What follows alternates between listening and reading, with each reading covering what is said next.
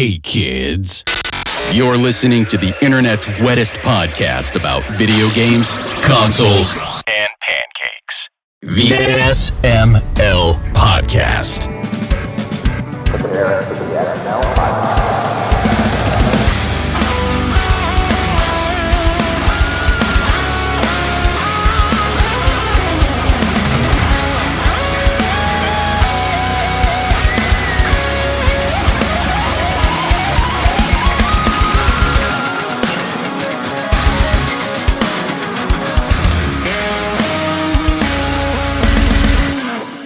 Aki, did you completely miss that?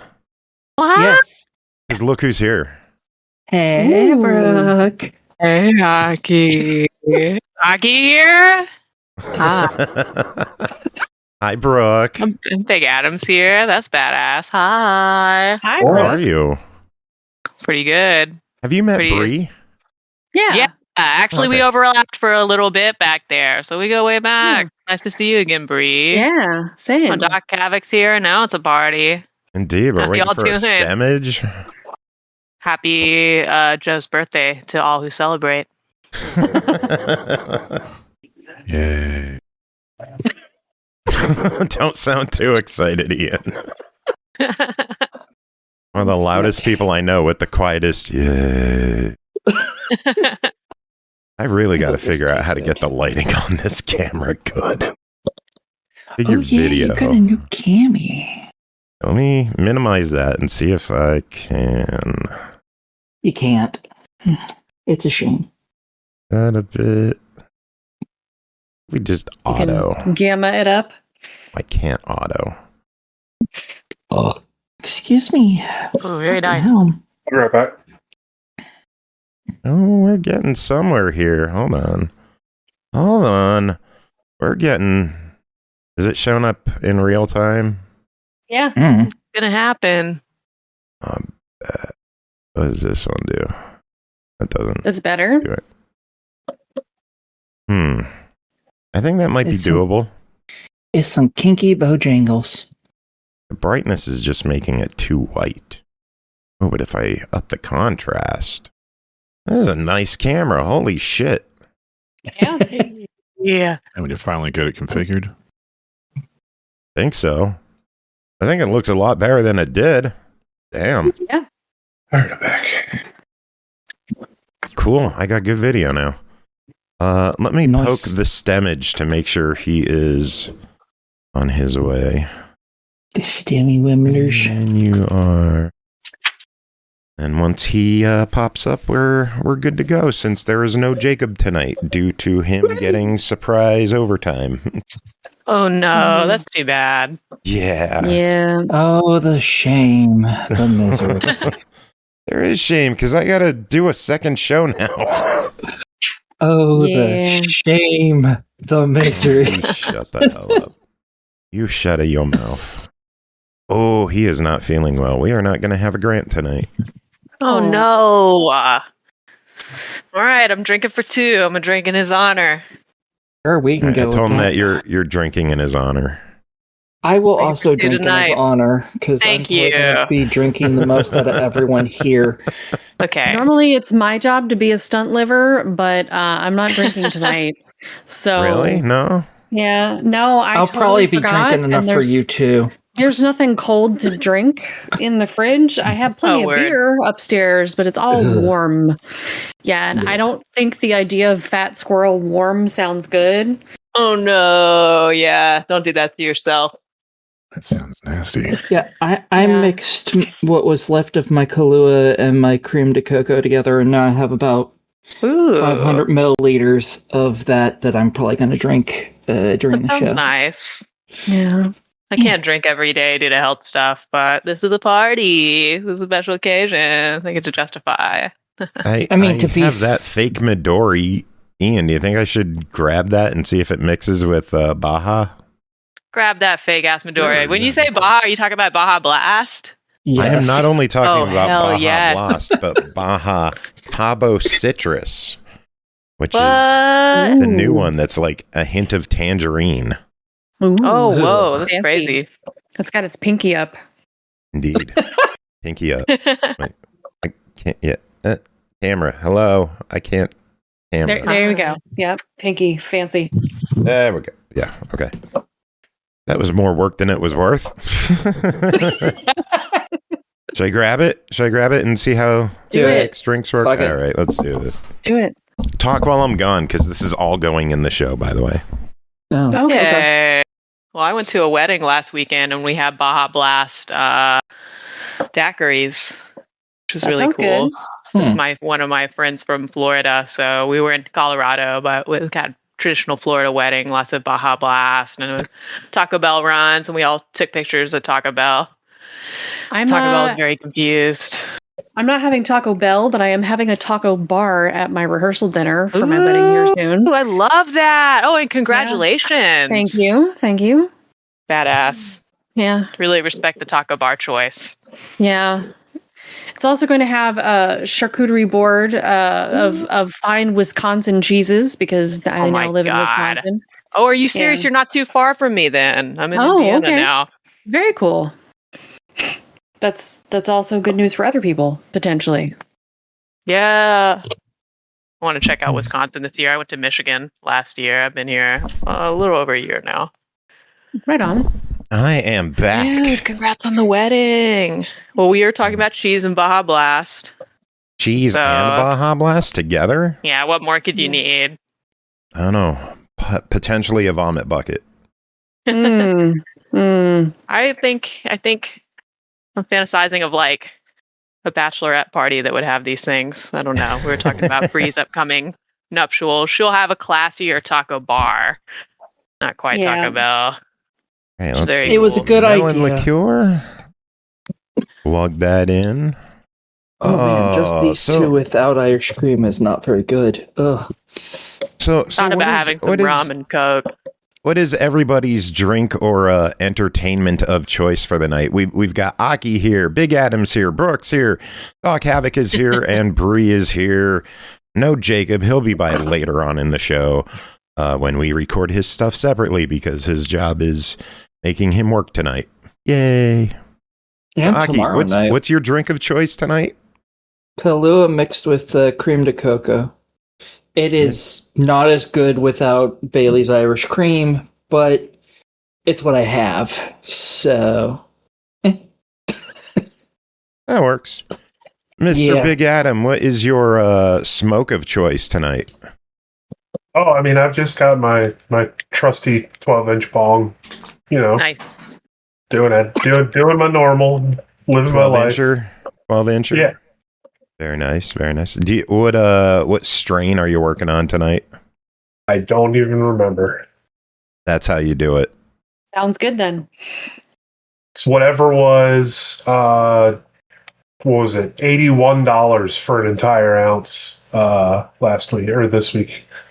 Hell yeah, man. That's what I do. What's on sale? Let's see. That one's $90 an ounce. We're taking that. And it's pre-ground. Hell yeah. That's less work for me. Brooke, what was your beverage tonight? Tonight I just grabbed something random from the store that sounded fruity. Founders Raspberry Ale Rubaeus. Tart and sweet, refreshing. That's true. Very Founders nice. is a good brewery. Yeah, it was pretty cheap too.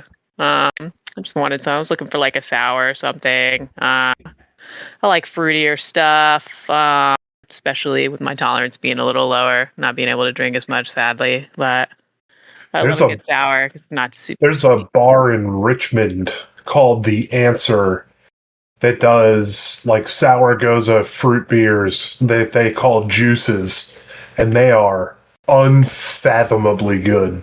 I'm Googling this right now. The Answer Brew Pub. Okay. Yes. 008 West Broad Street. Man, this looks really good. Oh, I see this. They have one called, and this one's like they rotate them a lot because it's basically whatever fruit they want to do. But they have one on deck that they call Rocket Pop that tastes just like a Rocket Pop. Oh my god. And they're delightful. I love Rocket Pops. I used to do a bomb pop daiquiri for like 3 layers of frozen.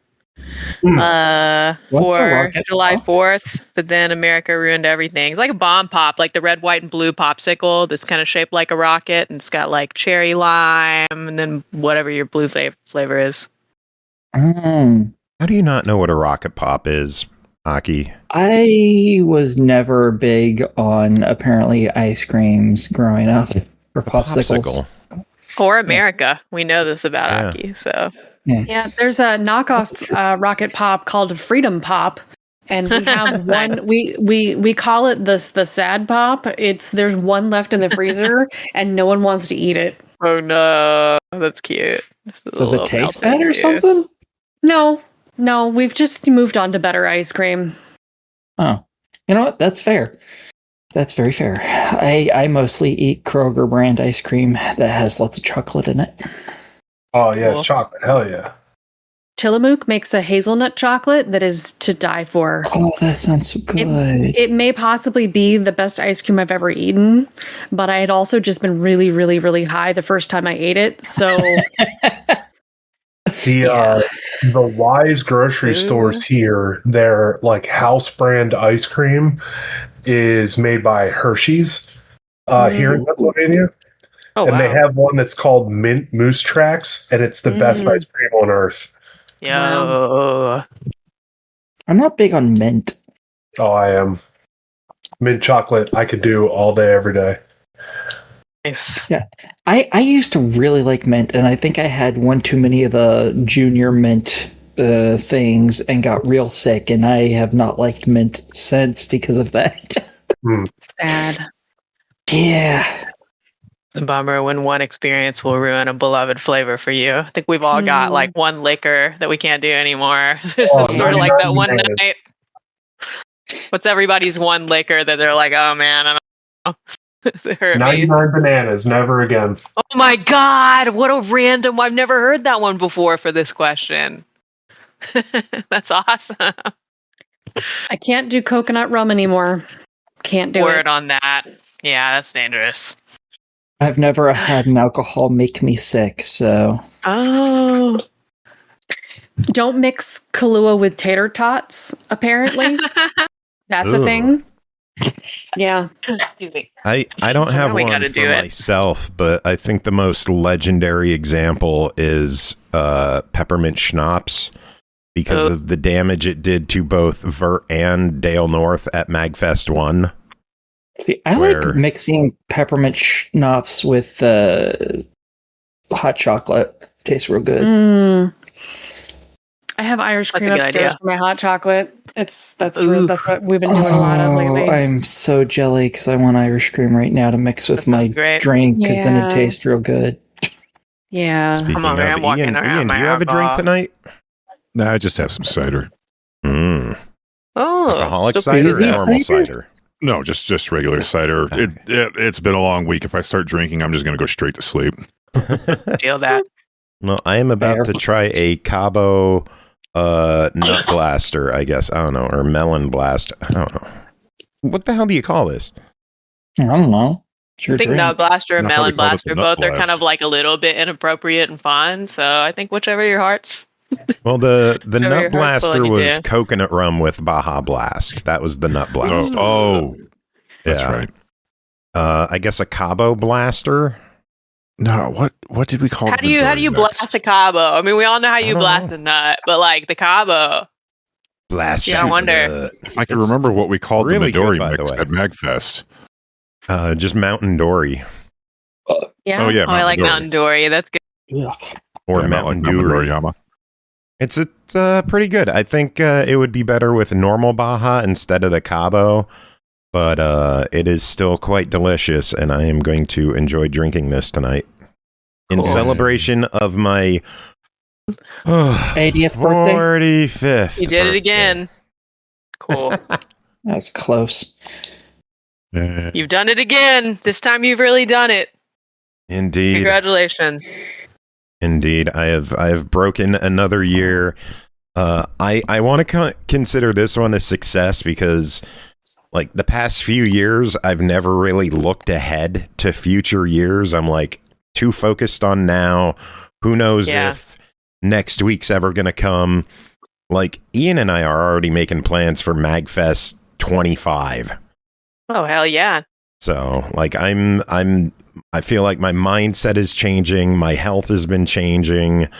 If anyone noticed on the new webcam that I got, I am significantly slimmer than I was a few months ago, thanks to the cut down in soda and the medication I've been on that Ashley's been stabbing me with. But Badass. Yeah. I've dropped like 75 pounds in a year. Holy shit, damn. Joe, that is Nice. amazing. I'm over here like typing in twitch.tv, running to the stream. Yeah, I Dude, congratulations. That is incredible. I feel better. I wish I had more fat on my ass because like my tailbone gets so sore so quick now. Yeah. We can't all be I wish we could choose Latina where the fat baddies. leaves us, but yeah. Yeah. Just gonna need to get a BBL. It's fine. Yeah. So how's everyone been?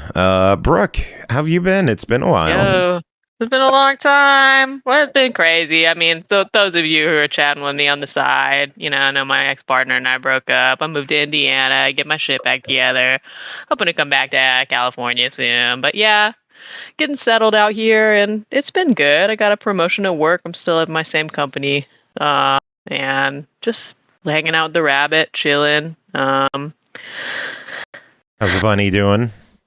He's doing great. He used to get sick once a month, but for some reason, coming out here, he hasn't gotten sick once. It's been really great. He's got a great vet out here. Oh, who's that? Hey, Who how is you? it? Pernell! Yeah, it's Pernell. How you doing? Hey, you're on the show. What is going on? What is happening? It's Joe's birthday. I was invited by the guy himself. I was like, I'll wait until I leave Target, and then I was like, I don't want to wait that long, so I'm just going to call in while I'm at Target. So there you Oh, go. yeah. What are you shopping for at Target? Well, the funny thing is, I still am very much not much for shopping at Target, but I also have been sitting on $300 in store credit. So, Oh, Jesus. and I had a real need to get some deodorant and toothpaste. And then I started buying other things like Buldak noodles and Sour Patch Kids and Spindrift. Yeah, they get you. Because, yes, they freaking do. And there's also Easter shit. So there's apparently a candy called Smarties Squashies, not Squishies. They call them Squashies now. They had to make Oh up a fake word to God. make their product extra special. And there's boobs. There's some weird shit going on here. It's ridiculous. But Squashy. I digress. That's Squashy. awesome. It's not even squishy. It's squashies. All kinds of dumb shit going on here. But that's irrelevant to the main point, which is that, hey, this is a celebration. I'm glad you're on this episode, and I'm hoping you guys are having fun because I saw the clock was ticking for like 47 minutes, so you guys were doing a shitty chat. Oh no, Yeah, we we're were just only hanging about out, 20 minutes in right celebrating. now, really. Yeah, no. The reason why it says those numbers is because someone shows up real early all the time, Yeah. and it starts from there. Some You- person I know, jumps in Zaki. like 40 minutes early all the time. It could be anybody. It could be If- someone named Yaki. Yeah, it's probably that person, not me. Well, we got to look at Yaki and go, what are you doing? What are you doing? But I It's digress. funny. I kid. You say Yaki, there is a wrestler that I watch in GCW called Terry Yaki. Mm. Nice. That's Yeah. a good one. That's That like is a Drake good- who level does good Kung name. Fu. It is incredible. I- He is awesome. He's been winning a lot too, so he's been looking really good. That I is was good. watching a thing earlier, and there was some guy, I think it was like basketball related, and his name is legitimately A Million Bugs. Yeah. He was on. They had him on Jimmy Kimmel last night for Yes, some that's a good reason. name. Yes, they- that's probably why I saw it. He picks Yeah. the promotion deal with the Orkin man, the Orkin company. Yeah. But his name is Friggin' hell. legitimately A Million Bugs. We got Loving a million bugs running the court. We got a million bugs running the court right now. Like it's Yep. that's hilarious, and I love it. A And million he's a good bugs sport dunking about on it. your face. That's Makes me right. really happy. What a time to be Come on. alive. Come to find out, the joke is there actually is a million bugs in a human meat suit Yeah. running the show, and he's living off the joke. And they should have rights just like anyone. They should be able to vote. That's right, man. With that said, if I were to learn the dastardly secret and they come after me, I'm letting them live. I'm not going to give up anything. I ain't giving away shit. Me and a million bugs are going to be bros. And hopefully they put in a good word for me at the ant colonies because I'm trying to make a deal. Adam, what are some Just good saying. wrestling names that you like? What's that? What are some good wrestling names that you like? Nothing Just can top the those big pun show. names. El Loco Gringo comes to mind. Oh, that's a good Gringo one. Loco is a good one. What was his name? Microman. I What? love Microman to death. Oh no, I'm Macro Man. What's the guy's name? It's the Grim Reaper. That's what it is. Yes. Oh my god. That's what it's all Yes. about. I can appreciate the Oh, name. Brooke, you would love this guy. He just comes out and his superpower is he lights a blunt. Yo, they don't call me Pernell Fan 420 for nothing. That's right. That's right. And I appreciate it. I appreciate it. My Trust the favorite wrestler name will always be Hard Gay. His good. name is actually Heart Gay. Like that's No, like what is this? Hard Gay. Oh, Heart. Wait, I thought he was like a musician. He's a wrestler. Uh-huh. He's a Huh. comedian and a wrestler and a musician, and I think an actor too. Now, that makes me laugh even more because Multitasking. I wasn't Yeah. technically wrong about it. It's just he's so much more. And he and his wife, I think, have 2 kids now. So he's a triple threat with children. Yeah. What's not to like? Nothing, I bet. No, everything, I'm sure. He seems like a really nice guy, actually. So probably absolutely nothing. He's probably just the best. Here to that. And I love it. In full fact, again, I've been drinking a little bit before because I was at a freaking Cajun restaurant with a friend. So me slipping up and be like, everything and nothing, I don't fucking know. The point is, he sounds like an awesome guy. He sounds awesome to me. So, but I love that logic Pernell's puzzles like, are my weakness. I've been drinking because I was in a freaking Cajun restaurant. We're all like, yeah, I know how it is. Remember last time I was in a freaking Cajun restaurant? That's right. I had a Is that friend that going to was lead you visiting to me. purchase something regrettable at Target? Like, are you going to walk out of there with Crimson Desert tonight? Again, well, 2 things. One, the physical game section is pretty abysmal right now over here. But 2, I am using store credit I've been sitting on. There's nothing regrettable in this purchase. Everything fair. here is reasonable. Get the I'm Easter marshmallows that are like the bunny and the chicken. They're really cute. Put those on top of some brownies. Whoa. Let's slow down for a second because you're not too far off the mark. Did you know Peeps has strawberry Pop-Tart Peeps and What? Honey D Peeps as Pernell Fan 420? I figure you'd appreciate both of those flavors and products. Yeah, I'm gonna need to find those. We're Yes, writing this down because Yes, as you Pernell do. Fan 420, if we don't write it down, we're gonna forget. Okay, strawberry pop tart to Peeps. And Sunny D. And Sunny Oh D. my god, that takes me back. They know Sunny their target D audience. Peeps. They know what we grew Yeah. up on. Yes, they do. They know we grew up on Sunny D and Kool-Aid, and I'm waiting for Kool-Aid flavored Yeah. Peeps. I'm buying those too. Oh, you And know now what I'm I in saw? Oh, sorry, good. No, it's okay. I was just going to say, I'm also in the board game section, which is a bad place to be for me, but they also have a buy one, get one 50% off Hey, sale I'm going not- on. So maybe I'll find 2 games I want that I shouldn't buy. That'll be great. There you go. Do they have any good wrestling figures? Well, I wouldn't. I mean, do they even have that stuff here anymore? I see. I would imagine Oh, they wait, do. Wrestling there's a figures are literal- still fairly popular. There's a literal end cap that has WW, and I guess they don't even have the F on it anymore. It says WW underline. Well, it hasn't been WWF for like 30 years. So is it just called World Wait, Wrestling what? now? World Wrestling just World Wrestling- Entertainment. Yeah, so where's the WWE. So where's the E? It just has W with an overlapping W and then an underscore. Yeah, and turn it sideways, and that's the E. Oh, these sneaky bastards. They expect you to invert the sign Yep. with the power of effort. That and What putting a an E on the end fucking looked like tonight. shit. Yeah, they have Kurt Hennig, Bret the Hitman Hart. Is he still a character? I mean, he's I'm guessing that's like a retro line. He's not a current character, no. Just making sure. I was like, I know there's a way he's Kurt still Hennig wrestling. has been dead for a long time, so he's Well, it says Brett it says Brett the Hitman Hart. Then to the right of it says Build-A-Figure Nick Aldis 2023.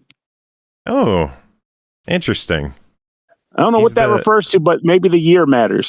Survivor Series War Games is a manager for. He's the general manager for SmackDown. He used to be a wrestler himself. I also see LA Knight versus Logan Paul. So if you hear about somebody burning down a Target, that's why. They have Damian look for Priest, the AEW figures. No. I found the one I know about. That's from my generation. Bobby the Brain Heenan. Now we're talking. WW Legends. There you go. I know who that is. You need Heenan and Monsoon together, right, Adam? Yeah. Because the Legends figures they have Kurt Hennig, who I don't remember per se. I have Perfect. What was that? Mr. Perfect. That was Mr. Perfect? Why did you say Mr. Perfect on the box? It makes sense. I know who he is. And the British Bulldog. These are all characters I know. And I would have known Kurt Hennig if they didn't mess up the marketing on the box. They screwed that up. They got to hit my generation. Like, hey, you remember wrestling? Yeah, I bet you do. Here's a name. Buy that shit. And you know what? I would. It's kind of sad that out of all the retro wrestlers, Bret Hart's the only one still alive. Oh, Mr. Perfect died? Yeah. Like 20 years ago. Yeah. Oh, that makes me sad. I mean, I've become accustomed to that. I've been having this whole thing where I'm like, all my heroes are going to start passing away from natural causes or, fire. I don't know. But so many options. That's fucking grim. I don't know. Just the point is that people are going to start passing away, and I better get used to it because I'm old now. The ripe old age of ancient. So, but I'm okay with it. When are you going to pass the same age as me? Hey, first of all, Aki, we're going to stick with it. In my sleep. I swear to God, the day Aki hits like 40. If I'm still alive, I'm going to rub that shit in like butter on bread. It's going to be fantastic. You're still going to be alive, first of all.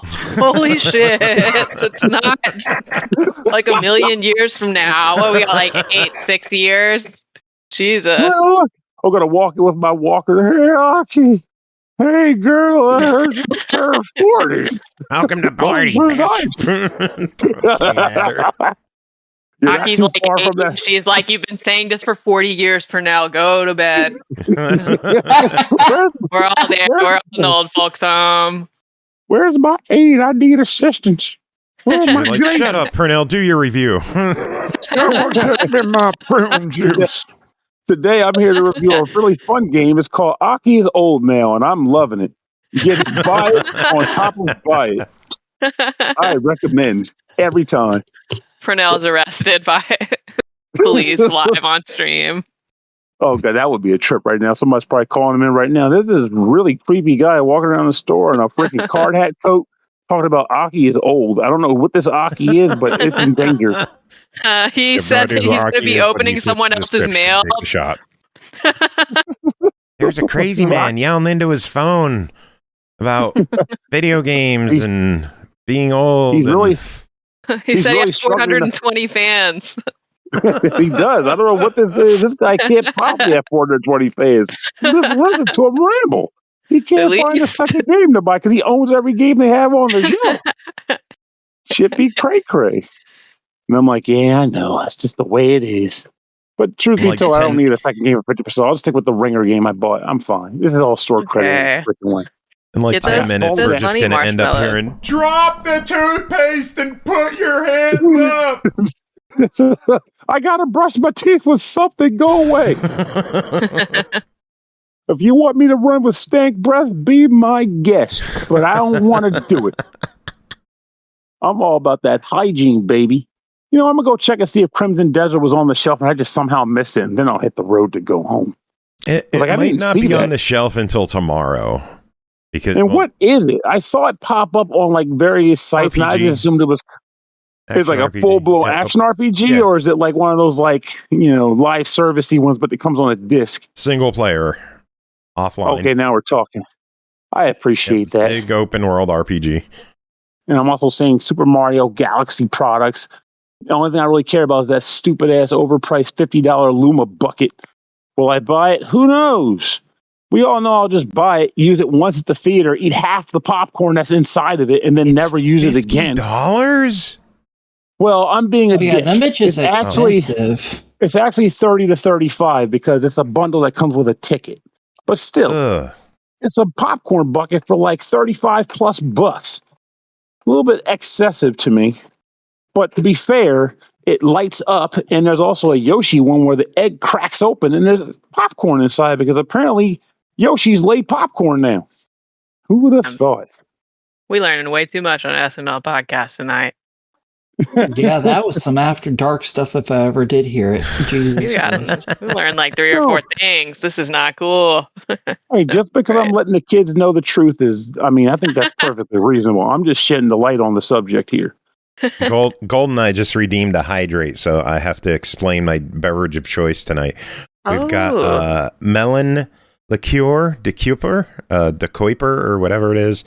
And we got Mountain Dew, Baja Blast, Cabo Citrus. We mix I just them had one of those together earlier today. to get whatever the fuck we're calling this. De Quipper Cabo. Chupacabra's older brother or younger brother. Chupacabra. The Quipacaba. So, interesting fact, maybe. I don't know. Might be boring. My mic check word is totally chupacabra. That's what I say every time I pop on Nice. the first time. Well, That's a I gotta good say, one. not to be biased or anything, but I don't feel bored by hearing that. All right. There you go. See, I think that was a very good fact to share. Yeah, I feel love that. better than ever. That's actually the most useful fact that we've heard tonight. It really No, Whoa, is. many of slow down now. I just told you Yoshi's laid popcorn, and you're like, Okay, no. that's a treasure trove. That's a big deal. You're right. I mean, we could have 2 good facts this episode. Just saying, everyone I can can't be believe winners. how much they charge for a fucking popcorn bucket. I mean, I almost can because they know what they got. I mean, it's Mario Mania. Remember that shit? It's back in popcorn bucket form. It's coming. In People are pog like, oh. form. And people are going to lose their crap. I mean, like, we even did now. Like, the first movie came out, and I saw people are like trashing. Like, this ain't even about that good movie. What the people so excited about? Like, look, man, I grew up on this product. You know what I want to see? Mario getting power up, stomping turtles. That's all I care about. I don't care about nothing else. And you know what I got? Exactly that. Except apparently he was voiced by Chris Pratt, which isn't a killer, but I still got what I came for. And they even threw an extra Charlie Day for good measure and a freaking sociopathic Luma. Whatever. So I'm good. But with that said, I'm going on mute for a minute. I got to go through checkout. Okay, the word. only real Mario is Captain Lou Albano. Okay, I'm going on mute after I agree with that. Now I'm going. Respect that. Oh, Adam, what have you been up to? How's things in your neck of the woods? Pretty good. I mean, the AEW pay-per-view was awesome, as you well know. Dude, it was so good. And then the episode of Dynamite last night was another free pay-per-view, essentially. It is like legitimately gross how good AEW has been lately and how mid WWE has been lately. I can agree with the first part of the statement. I have no idea about the second part. Like, they're not as awful as they were, because there was a stretch where it was just dog shit from WWE for a while. It's getting a little bit better, but it's still, like, compared to WWE or compared to AEW, I don't know how people can pick WWE over AEW. It just, as a wrestling fan who has been watching since fucking 84 at least, who has followed WWF to E, WCW and NWA, TNA to Impact to TNA, now AEW. It is the best wrestling I've seen in my life. Just on a technical level, match to match. weekly. It is the best product I think I've ever seen in my life. It's certainly built different right now. They have a lot of good things going. The injury bug is still nipping at their heels a little bit, but thankfully their roster's big enough that they could counter that. Yeah. They got a lot of good stuff going right now. With Will Ospreay being back, I mean, shit's going to ham now. Oh, well. I'm so excited about him being back. What else? I rolled credits on Pirate Yakuza in Hawaii today. Very nice. That game is way more fun than it should be. What's next on your list? Probably Infinite Wealth, considering it comes to Game Pass Tuesday. That could be a great segue to news. Oh. What do you think? Should we talk news for the week? Your news of the week. Brooke, you gonna hang around for news? Yeah, I'll hang around. I'll just mute and chill for a minute. Cool. Let's see. We got some Game Pass news where a bunch of games are coming to Game Pass. We've got this week we got Gabby's Dollhouse ready to party. Hell yeah. Yeah. And today we got Disco Elysium. Awesome. Good for RPG fans. Next week, Like a Dragon, Infinite Wealth. Another one good for RPG fans. On the 24th, on the 25th, we're getting Absalom Surprise. That's coming to Xbox. Yay. Hi. I saw that on the list. I'm like, oh, I guess they're announcing it for Xbox today. Nova Rome for PC. The Long Dark and Resident Evil 7 Biohazard will cap out the end of the month, and then early next month on the 2nd, Barbie Horse Trails, and on the 7th, Final Fantasy IV. Another good one for RPG fans. Good stuff. Nice. Yeah. And if you are a premium member, you're getting both South of Midnight and Clair Obscure this month. Awesome. Yeah. 2 games got to leave, though. Clair Obscure yet? Seriously, just play it. The game's insane. Which one? Clair Obscure. Oh, yeah. Yeah. It's so good. It is so good. I need to finish. Literally everybody in my life is like, I cried because of that game. Like, I can't wait to play that. It looks so good. So good. And the way the story, I won't spoil anything, but the way the story flows is beyond good.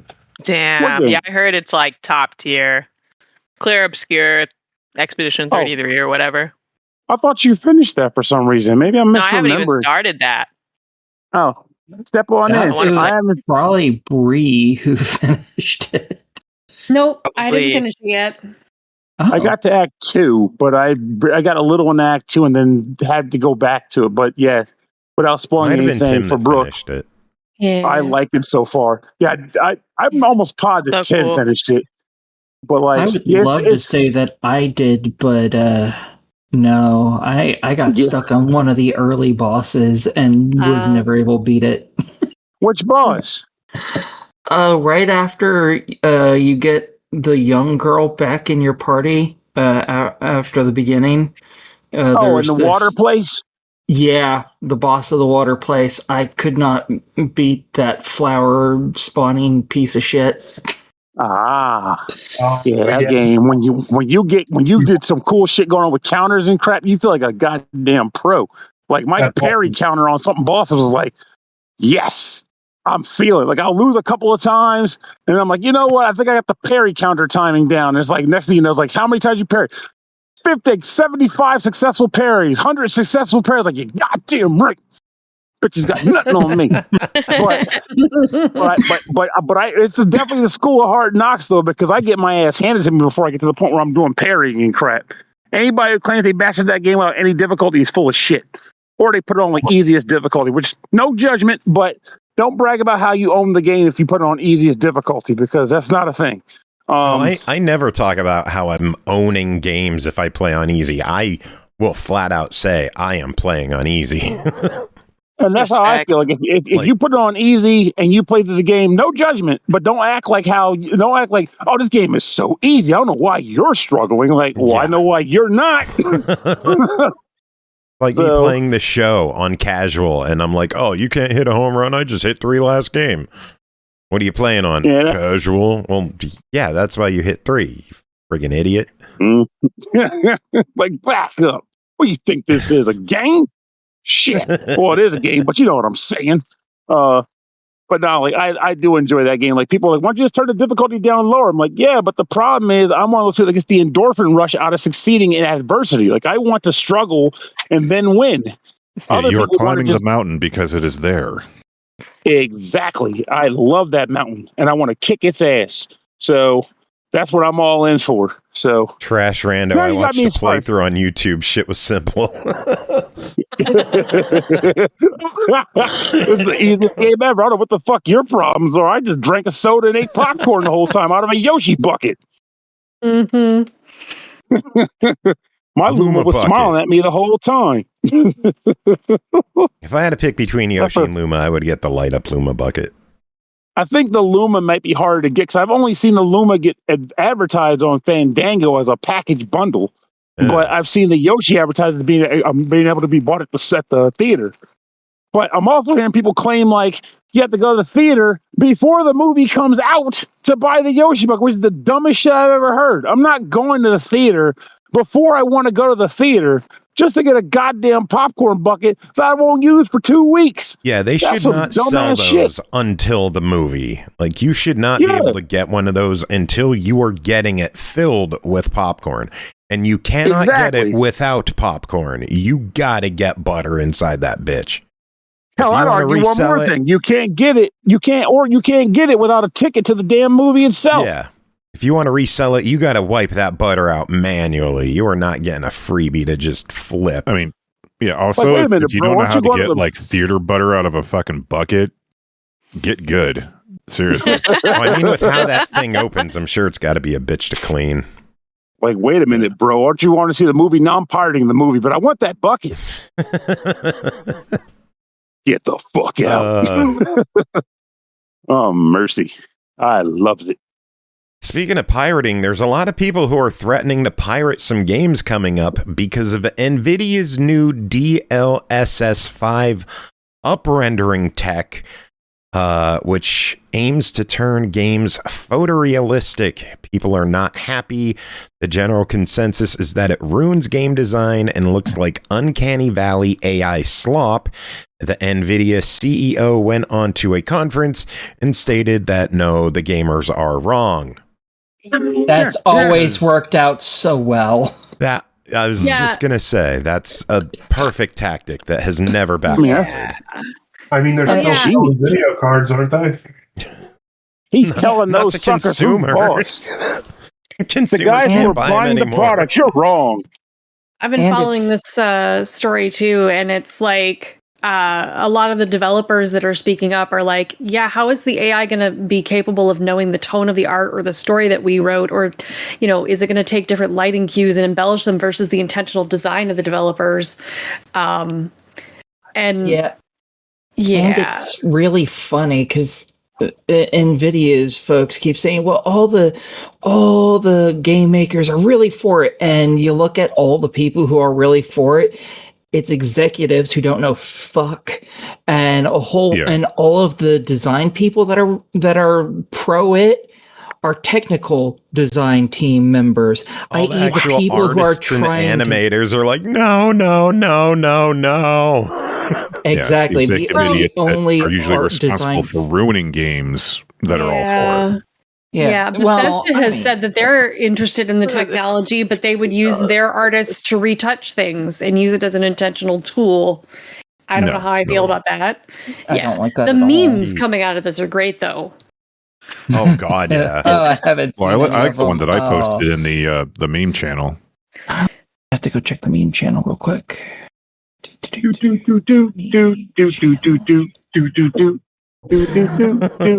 Is Pernell driving now? This is very different than shit from an ass. It's anus-generated fecal matter. That's why we call it poo from a butt. Love that. Oh, that's fantastic. It's like, yep, have fun arguing semantics. Oh, It's still bullshit. because the original quote, this is very different than generative AI. It's content control generative AI. That's why we call it neural rendering.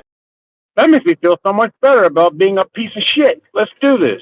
No. Why we call it poo from a butt instead of shit from a ass. Yeah, it's totally different show. Totally different. Thanks. Don't need it. Beautiful.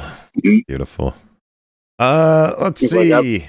Starfield is hitting the PS5 April 4th. It'll be $50. You can get the premium edition for $70. Comes with the DLC, and the new DLC coming out. Surprise, if you had the premium edition, it's free. Nice. I'm guessing they're doing that because if they would have released a complete edition on PlayStation and Xboxers had to continue to buy more content, they would have been fucking pissed. Yeah. And for good reason.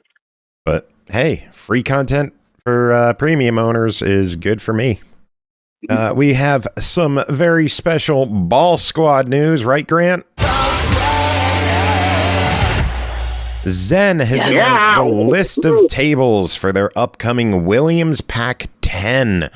Coming out April 30th, it will include Diner, Fire, and Comet.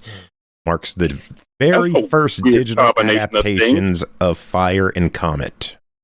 That's the weirdest Pokemon edition I've ever heard of in my life. Pokemon Diner and Pokemon Comet. Got a waiter Pokemon. Got a celestial body Pokemon. I'm waiting for a Pokemon Vacuum and Pokemon Handy Vac. Handy Vac wins. Yeah. Users have spotted code in the game Wuthering Waves mentioning Xbox IDs and accounts, so it seems like that might be on the way for Xbox. Oh, nice. Nothing confirmed yet, but that would be pretty cool. I know it's similar to games like Genshin, those gacha action RPGs. As of now, all of the ACA Neo Geo games on Xbox are play anywhere between console and PC. All the previous PC standalone titles have been delisted and removed from the store. If you owned any of those PC versions, you get the Play Anywhere console version entitlement for free. Wow. Man, I thought you were going to say they're all free. No, they're delisted and gone. You can't pay for them anymore. That's a lot worse than free. Well, no, because now if you buy them, you get them on both consoles. Which is true, but you got to admit, that's a lot worse than free. It technically is free. You bought it already. No. If you bought it already, I'm broke. I bought nothing. Oh, well, then you wouldn't have had it anyway. On store credit. Exactly. Well, then go buy some Xbox store credit and buy some Neo Geo games. Actually, I can't contest that. I should do that. Yeah. I should do that. Lies of P has hit 4 million units sold, and Resident Evil Requiem has hit 6 million already. Whoa, nice. Indeed. Once I get through the village, I'm on it. Then last bit of news I have is that Lego Batman Legacy of the Dark Knight has a new release date, launching earlier than planned on May 22nd. Nice. So earlier release date is always good. Aki, what kind of news do you have? Fucking nothing. As expected. Bri, what about you? I got a decent list here. Nice. Where to start? A seventh guest remake is coming soon to consoles and PC. There was no date listed, but it is promised soon, so sometime this year. This time it's made by Vertigo Games, the same people who made the Seventh Guest VR. It's one of my favorite games ever, so I'm really excited to see what they do with it. I told Maze Dude to email them and be like, hey, get me in on this. Yeah, totally. Let's see. Some sad news. William C. Dietz, writer of many franchise novelizations for games like Halo, Mass Effect, Hitman, and StarCraft, has passed away at the age of 80. Oh. Well, that sucks. He wrote Halo the Flood, specifically as a Halo one, but yeah. Let's see. The White House Twitter account has released another Iran strikes video, this time mixed with Nintendo Wii Sports. I'm not sure how they keep getting away with it. Because they have infinite money for lawsuits. I guess. Speaking of probably going to be a lawsuit, Niantic disclosed that the augmented reality scans collected through Pokemon Go have made data of over 30 billion real-world images that the company is now using to power visual navigation AI for delivery robots. So all the surprised playing by for that? free, they were doing work for Niantic. Yeah. Who's surprised by that? Hopefully no one. My God. Yeah, we are not the customer, we are the product. So As we all knew that going in, at least I hope we did. We're like Pokemon. Like, holy shit. Yeah. Here's me at my gym taking a stop. Yeah, I'm sure that's going to not be used for anything sneaky deaky. Yeah. I might need to mute my thing. That went off already. Never mind. Oh. Xbox One was labeled as an unhackable system, referring to its hardware, not the software. Like how you could mod the Xbox One and the 360s back in the day. And Marcus Gazdelin has claimed that through some kind of voltage glitching he calls the Bliss hack, he has finally beat Microsoft's impenetrable Xbox One system. Eat that, suckers. Now if you can move that to the Series X, we're talking. After 12 years, that's impressive. Yeah. It is. Let's see. More Xbox news. Insiders have been given the opportunity to test out a new feature, the ability to turn off quick resume on a game-by-game basis. And it works. Yeah, I mean, that feature has been problematic for some people, causing achievements to glitch or lose save progress. It works really great in tons of games, but the ones it doesn't work with, people have been asking for a long time to let you disable it, and they went a step ahead and let you disable it on a game-by-game basis. All you do is go to manage your games and add-ons. It will be an option on the left side of the screen that says quick resume options. Go in there, tick the box, and you're good. It will never if you're use an quick insider, resume. You'll be able to access that feature now. And if you're not an insider, I think it's going out and rolling soon. it out in stages. Yeah. But I don't have this great. Xbox on an inside. I don't have my Series X on the insider program because I need it for streaming. Let's see. 2 more just nice little things. Remedy's FBC Firebreak got one last update as they end their overall support for the game. But it adds a good amount of content and update, including tweaks, new maps, and it has a permanent price drop down to $20. And they added an online friend pass to help pull people into the game. So if you hadn't checked that one out, might be worth it now. And hopefully the servers stay on a decent while for it still. My last little bit of news is Sea of Thieves is free to play this weekend, and why that's important is because it's their 8th anniversary tomorrow of the game. God. Happy birthday to Sea of Thieves. Happy birthday to Sea of Thieves. It's already been 8 years. Yeah, 8 years. So if you wanted to see if the game is right for you this weekend, might be a good time to check it out. I know I'll be in there as often as I can in between wedding stuff. But yay, Sea of Thieves. Whoa, wedding stuff. What? Did you get married? Yeah, I get the bar. Okay, sorry. I get married at the end of April, so I am like in crisis mode trying to get all the things done. So, yeah. Okay. Well, hold the congrats until that day. You have me think you're gonna be like, well, I do now. If you don't mind, I got a stream to run. End of April. What day, if you don't mind me asking? April 25th. We got married on the 27th. That's funny. Nice. Yeah, we went today and got the marriage license. Like that was the big thing today. We had to get up early, had a 9:00 appointment in the next town over, and we had to like attest that we were not first cousins because that's illegal or something. And that we in fact wanted to marry each other, and we had to say, "Ain't cousin fuckers, are you?" No, okay, we'll let you go this time. So we gotta make sure you're not related and you're both doing this of your own consent. Yeah, pretty much. But like seriously, And you both are human, right? Yeah, but just like 2 days ago, the state of Florida totally like failed to pass a law banning first cousin marriages. I mean, it's 2 days ago. Florida. That sounds about right. Yeah. It's Florida. I'm shocked that they have laws against people banging anything there, for fuck's sake. I saw her at the Thanksgiving table, and I knew she was the one for me. Yeah. But yeah, that's all the news I've got. I actually thought of a piece of news. Good stuff. I got a what piece you got, of Aki? news.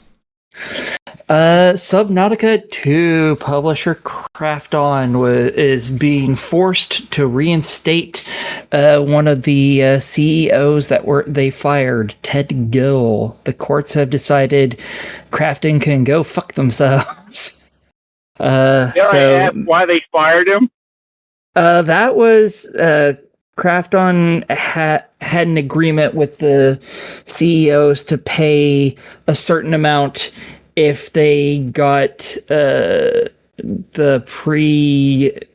full release or demo, something like that, put out before a certain date.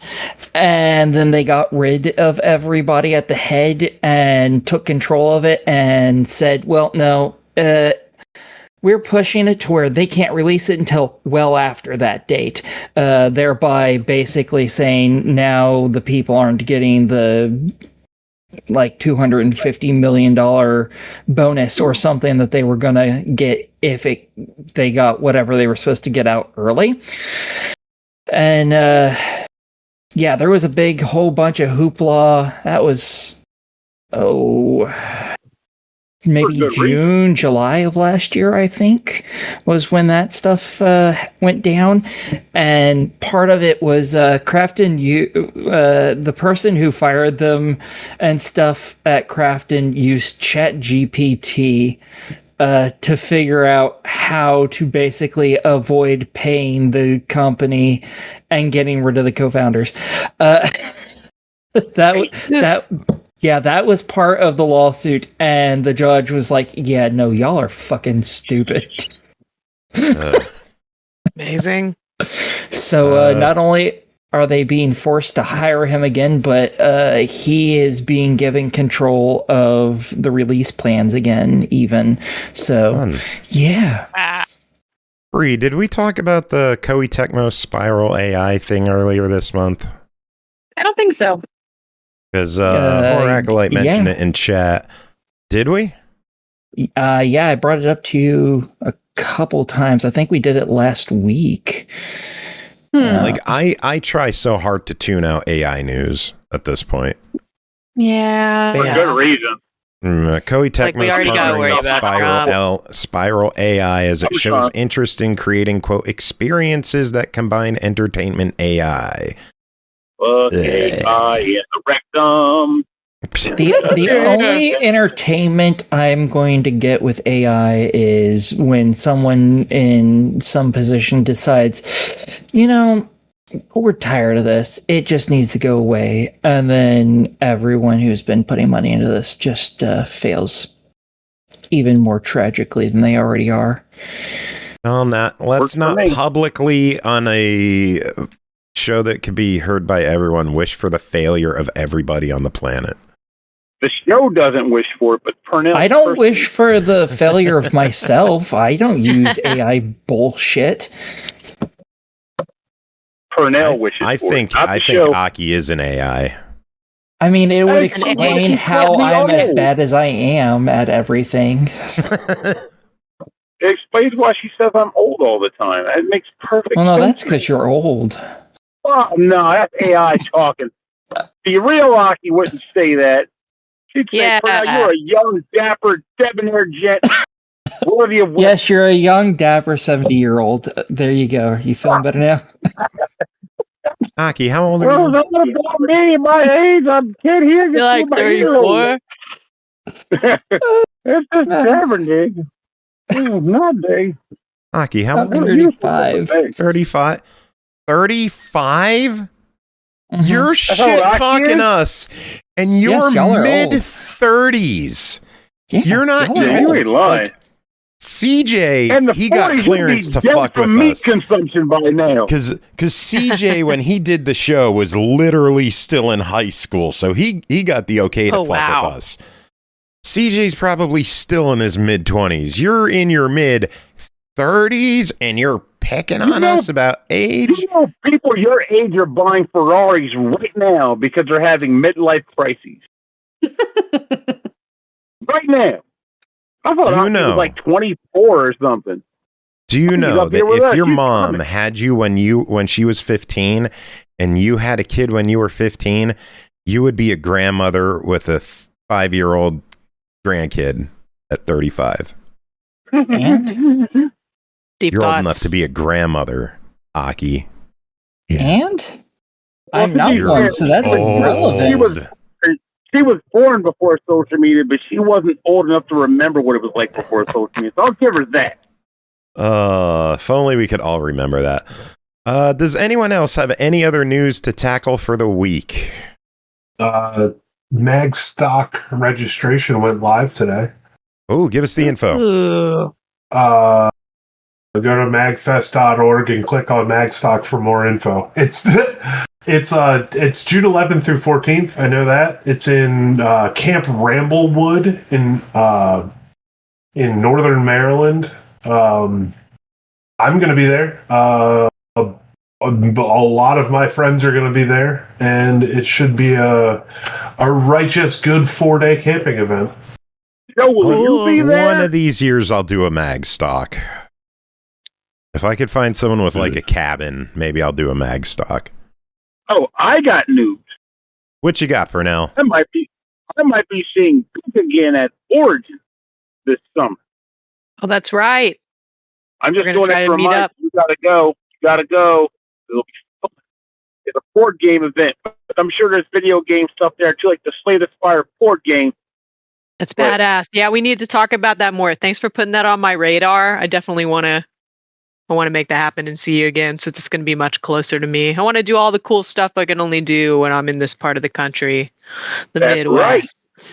And it'll involve cardboard slinging. What's not to Yeah, I'm gonna be going to Gen Con. That's the cool thing Indiana has going for it.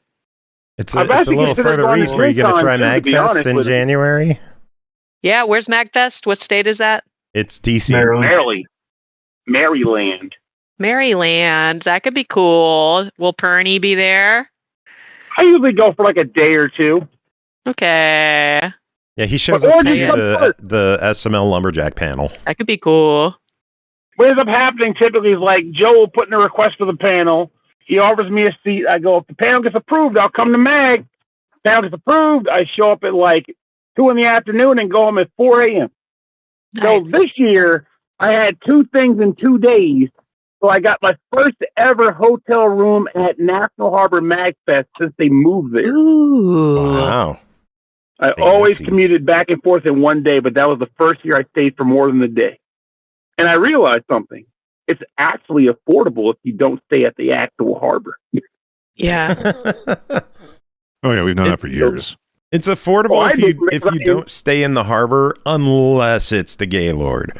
Because it's as much shit as the Gaylord gets about pricing, their hotel price, if you can actually get a room there, is pretty reasonable for what we're getting.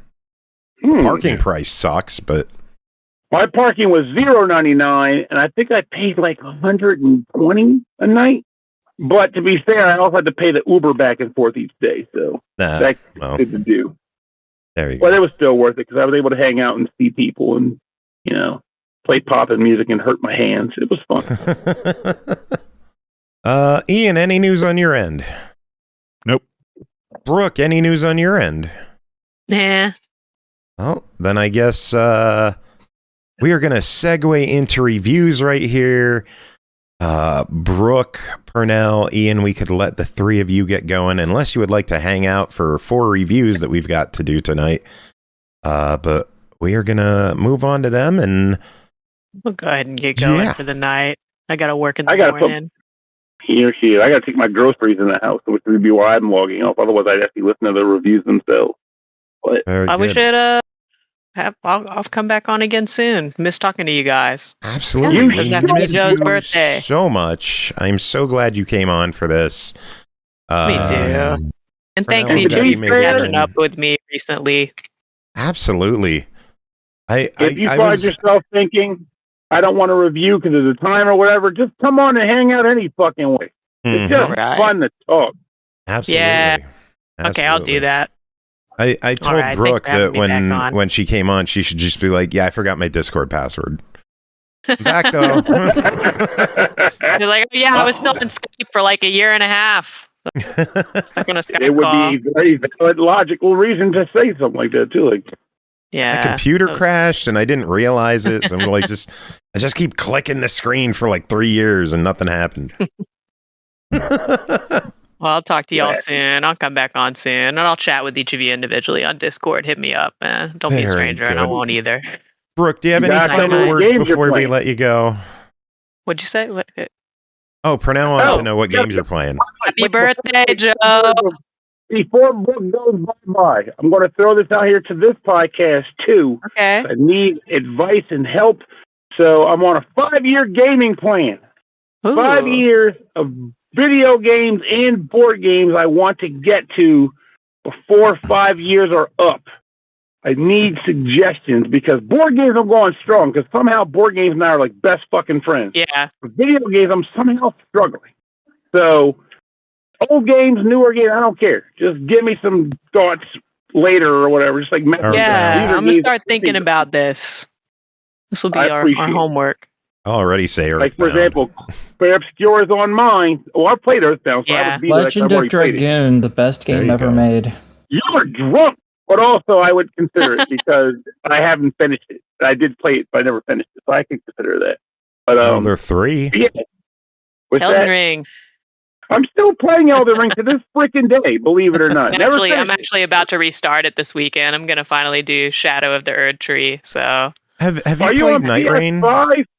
I haven't yet. I haven't even gotten it yet. I'm gonna go in for Shadow of the Erd Tree and see how I'm feeling. I'm actually gonna download the multiplayer mod for PC this weekend to give that a Oh, you're shot. on PC. Damn it. I was like, help me Well, on I have PlayStation. PlayStation, but I'm down. Like, since we can't do crossplay, I talked my friend into playing it, and I wanted to just try the multiplayer mod on PC. I heard it's not the greatest in the world, but some people are really loving it, so I thought I'd just try it out. And Well, I still got PlayStation too. Well, should you decide to keep the PlayStation, they actually renewed my annual without my consent. So I have another year of PlayStation Plus. So Yeah, they like to I do mean, that. sneaky bastards. And they won't let you refund it either. So I'm stuck with it for another year. So I would like to do Elden Ring multiplayer to get use out of my annual subscription. Yeah, let's do it. Okay, sounds like we got some good plans to make. I'll talk to all y'all soon. Happy birthday to Joe again. Thank you. And happy birthday to Later. Joe to us all. All right. Good night. Everyone. Bye. Aki. Later. No, I'll probably get moving too. But everybody that's listening, if you care, put some thought into it. Hit me with a PM or something because I could use the help. I'm struggling over here. Yeah, we'll think of some titles for you. We'll get some games for you. Much appreciated. And on that note, I got groceries to take in the house. So I'll talk to you guys later as well. All right, take it easy, Pernell. For now. Later. Ian, you sticking around? Yeah, I'll probably bounce. Alrighty. Well, do you have any final words? These nuts. Good ones. Good ones. Nah, take it easy, everyone. I'll catch you guys later. Take it easy, Bye. Doc. All right, let's get into reviews. First game to talk about tonight is iRacing Arcade, developed by Original Fire Games and iRacing, published by iRacing. Released March 3rd on Steam for $24.99. Race across global licensed series and build your own racing team to secure your motorsport legacy in this third-person arcade racer. Big Adam, tell us about iRacing Arcade. iRacing Arcade is actually a game I've been looking forward to for a little while now. Being, as the show knows, big into racing games, big into simulation racing games. iRacing holds a very high standard. They recently got into game development in the last couple years, and they wanted to make something that wasn't hardcore simulation, that was more arcadey and fun, and iRacing Arcade kind of fits that bill perfectly. Essentially, think like Wii universe characters that are even slightly further chibi-fied, and that's kind of the art direction this game takes. Everything feels a little bit smaller, a little bit cartoony almost, but it still keeps to its like original, premise or concept. Yeah. The cars, like one of the first cars you get is a Fiat 500. It looks like a Fiat 500. It kind of looks like a chibi RC car, and in my opinion, it's adorable. Like I can't overemphasize how cute everything is because it's all nice and tiny. As far as the game itself is concerned, you find yourself with a couple of options, not too many yet, because this is obviously still in a beta phase. You find yourself with the career mode, the single-player option where you can just set up races on however you feel, and their multiplayer option, which allows you to go online and race with others. Been working on the career a bit, and it's pretty cool the way it works. You have a small little town-like area, a little plot of land, as your career expands week by week. And when you earn money from winning races, you then have the opportunity to put buildings on your small plot of land, which then further give you selectable boosts or power-ups during races. Now, it's nothing like, you can shoot rockets or anything like that. It keeps to traditional racing style, but it's like your slipstream effect, if you go for the draft, is a little bit more effective. Your tire wear is a little less aggressive. Your engine produces a little bit more power. That kind of stuff. It's just tiny little perks that can help you along the way of each week's races. As you upgrade those things, obviously you get bigger and better boosts or little wild card things that you're able to use for each race to help you out. You also progressively unlock different levels of racing. Like I said, you start with the Fiat 500, bit of a slower car, bit of a smaller car for those familiar with the car world. But it gets you kind of in tune with how the game works, how the racing works, how the drafting works, because those are all things that are going to prove to be quite handy as you move through the career. I have done the Fiat class, I've done the Fiat Endurance class, I've done the Touring Car class, I've done the Junior Formula class, which is open wheel racing. A la if you are into the real iRacing side of things, it's very akin to like the Skip Barber open wheel racing. And I've made it to the Formula 4 racing, which is where things have actually starting to get a bit harder. I was talking to Joe earlier this week, and I thought maybe this game was a little bit too easy. I know you can select for each and every week of the race, you can select how difficult the computer player is, or the computer players are, I should say. And I was playing about 3/4 of the way up the scale on the pro level. There are several levels after that, and there are quite a few levels before that. I found that pro still left me with a pretty decent competitive edge, so I wasn't like sweaty or anything, but it made for somewhat of a challenge. It made the races interesting, which is what I think that they're kind of going for in those kind of selections. I don't believe they want you to be sweaty with this game. I get that feeling in no way, shape, or form. the gameplay itself, everything is very tight. It doesn't feel like it's on rails. It doesn't feel like it's slot car racing, anything like that. In fact, the slower cars actually feel almost a little wishy-washy because they turn almost too well.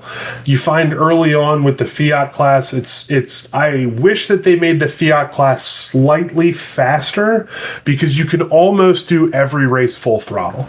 You almost don't have to let off anywhere except for like a moment or two in some of the sharper corners. But for the most part, that car you can kind of full throttle, which sets you up for like mental what am I looking for here?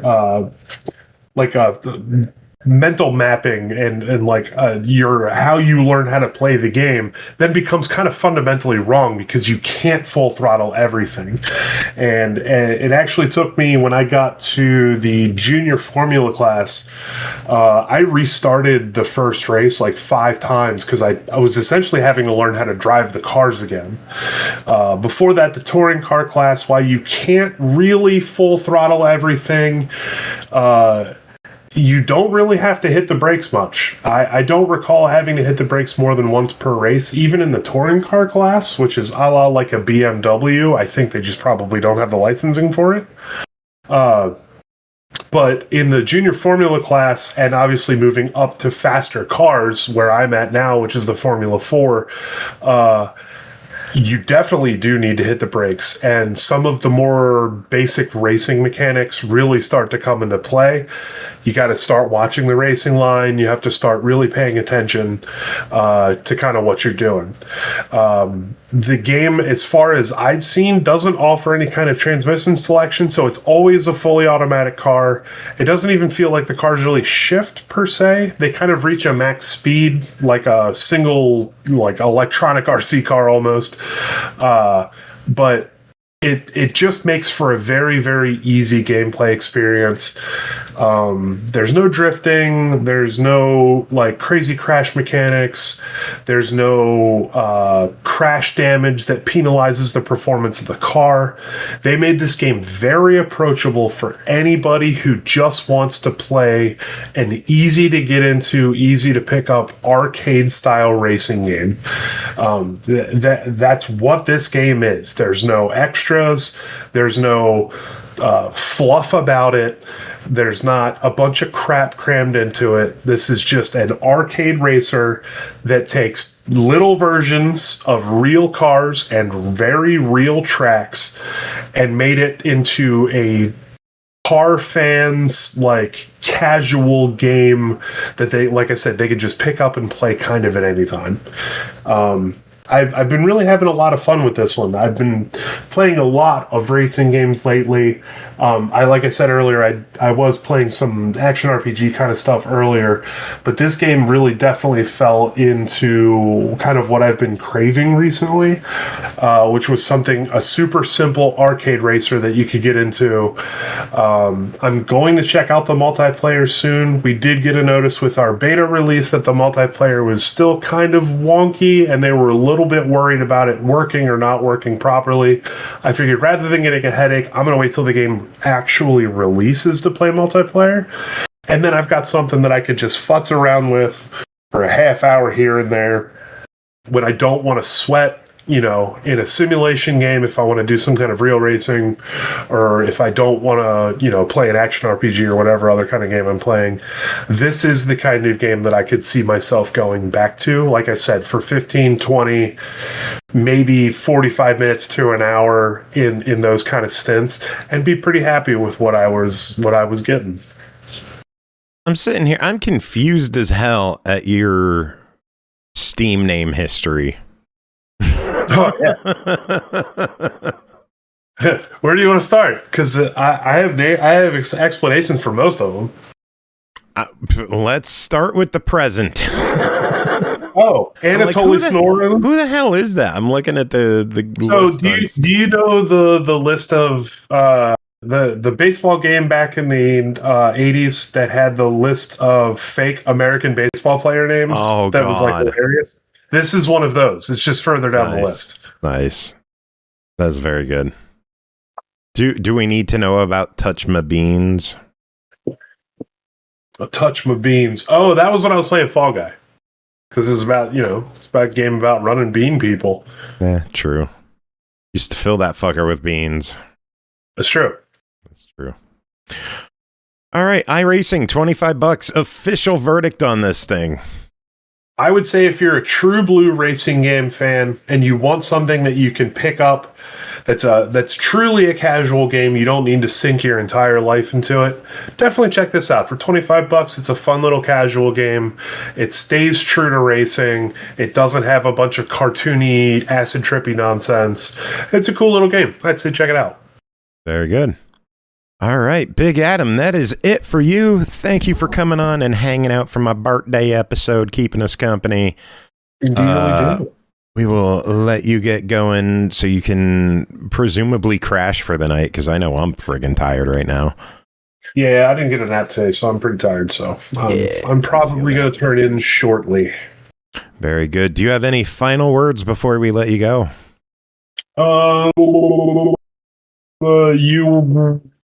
Not yet. I'm very much looking forward to Motocross the game, as you and I have talked to about privately a billion times, because I talk to you all the time.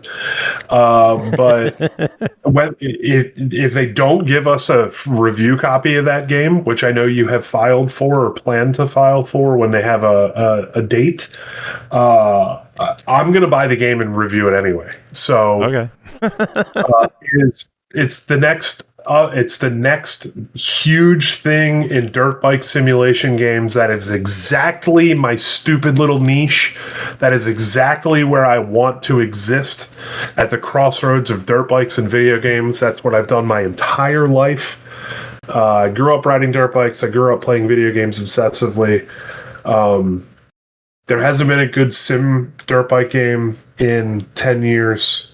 And I am over the moon excited about this, and I've been following its development since they announced its idea. So, big excited, and I will. You'll hear from me about Motor Squickles in the future. I promise. I do appreciate that it's almost a threat at this point. Like, I'm going to review the game on your show, Joe. Oh no, it's gonna happen. I don't care what happens. I will. I'm going to talk to Twitch about these daggum dirt bikes, and they're going to like it. Very good. All right. Well, you have yourself a wonderful night, and we will catch you next time, good sir. Sounds like a plan. Have a good one, y'all. Laters. Next game to talk about, John Carpenter's Toxic Commando, developed by Saber Interactive, published by Focus Entertainment, released March 12th on Series X and S, PS5, and PC for $39.99.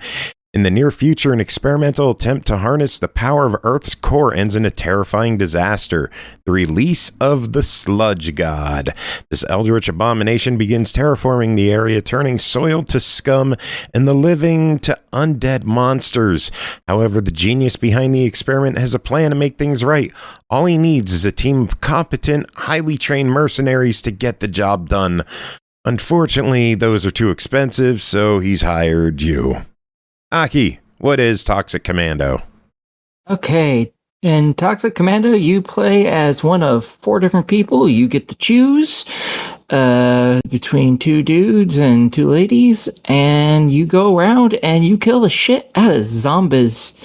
You're driving in a vehicle. You start off with this big fuck-off sized Hummer, I think is what it's supposed to be. I'm not really good with cars. Joe, you saw it. Is that a Hummer? Am I right? It's a big fucking fuck all thing that goes shooty and runs over things. Yeah, it's a military vehicle, and it has big gun on the back, and it goes boom boom and kills everything real nice. And yeah, basically you're going through completing little missions for this doctor that you meet in the tutorial level. And you're just trying to get your way through to collect some of this. An egg, I think, is what it's supposed to be. I've gone and forgotten. But they hold them in these containers, and he's trying to get a hold of one so that he can try to reverse engineer a global cure that wipes out the virus that's fucking everything up and making these mutated monstrosities. Because it's not just zombies. There's also these weird giant snake-like creatures that pop out of the ground that can shoot you and grab you, called Dockers, I think is what those ones are called. There's also these giant things they call sloths that look kind of like giant sloths, hence the name. There's big old exploding ribcage monsters, and even these giant, to me they look kind of like frogs that run on two legs and shoot big old grenades at you. But yeah, this is much like Left 4 Dead, but if you had a vehicle that you could run things over in and shoot the shit out of things with a giant 50 caliber gun. So yeah, it's nice and fun. The controls are pretty fluid. They work really well. Let me chime in on the controls quick, because we know I struggle with shooters. Yes, I don't struggle with this game. This has really good aim assist on it. It has a variety of difficulties, so you don't have to jump into hard mode like Aki and I like hard mode. It's not bad. We we're lucky to have completed that mission today. You know, that's because the randoms sucked ass. Yeah, they did. Which I guess could be one of the cons of the game. I know we've got a couple that we have to talk about, but I did appreciate how good and fluid the controls are in this game, and how much the aim assist helps people like me feel like they can contribute. I'm pretty sure there's even levels of aim assist in the settings, if I remember correctly. So I don't have aim assist on mine because I'm used to these, but there's also a weak aim assist, which I think is what it starts off on. Yeah, which just kind of centers you when you're close to enemies and you hit to actually properly aim. It'll pull you towards them. And then I think there's a really hard one, which I assume I assume you can be looking in the opposite direction. You click aim and it'll whip you around or something. Good.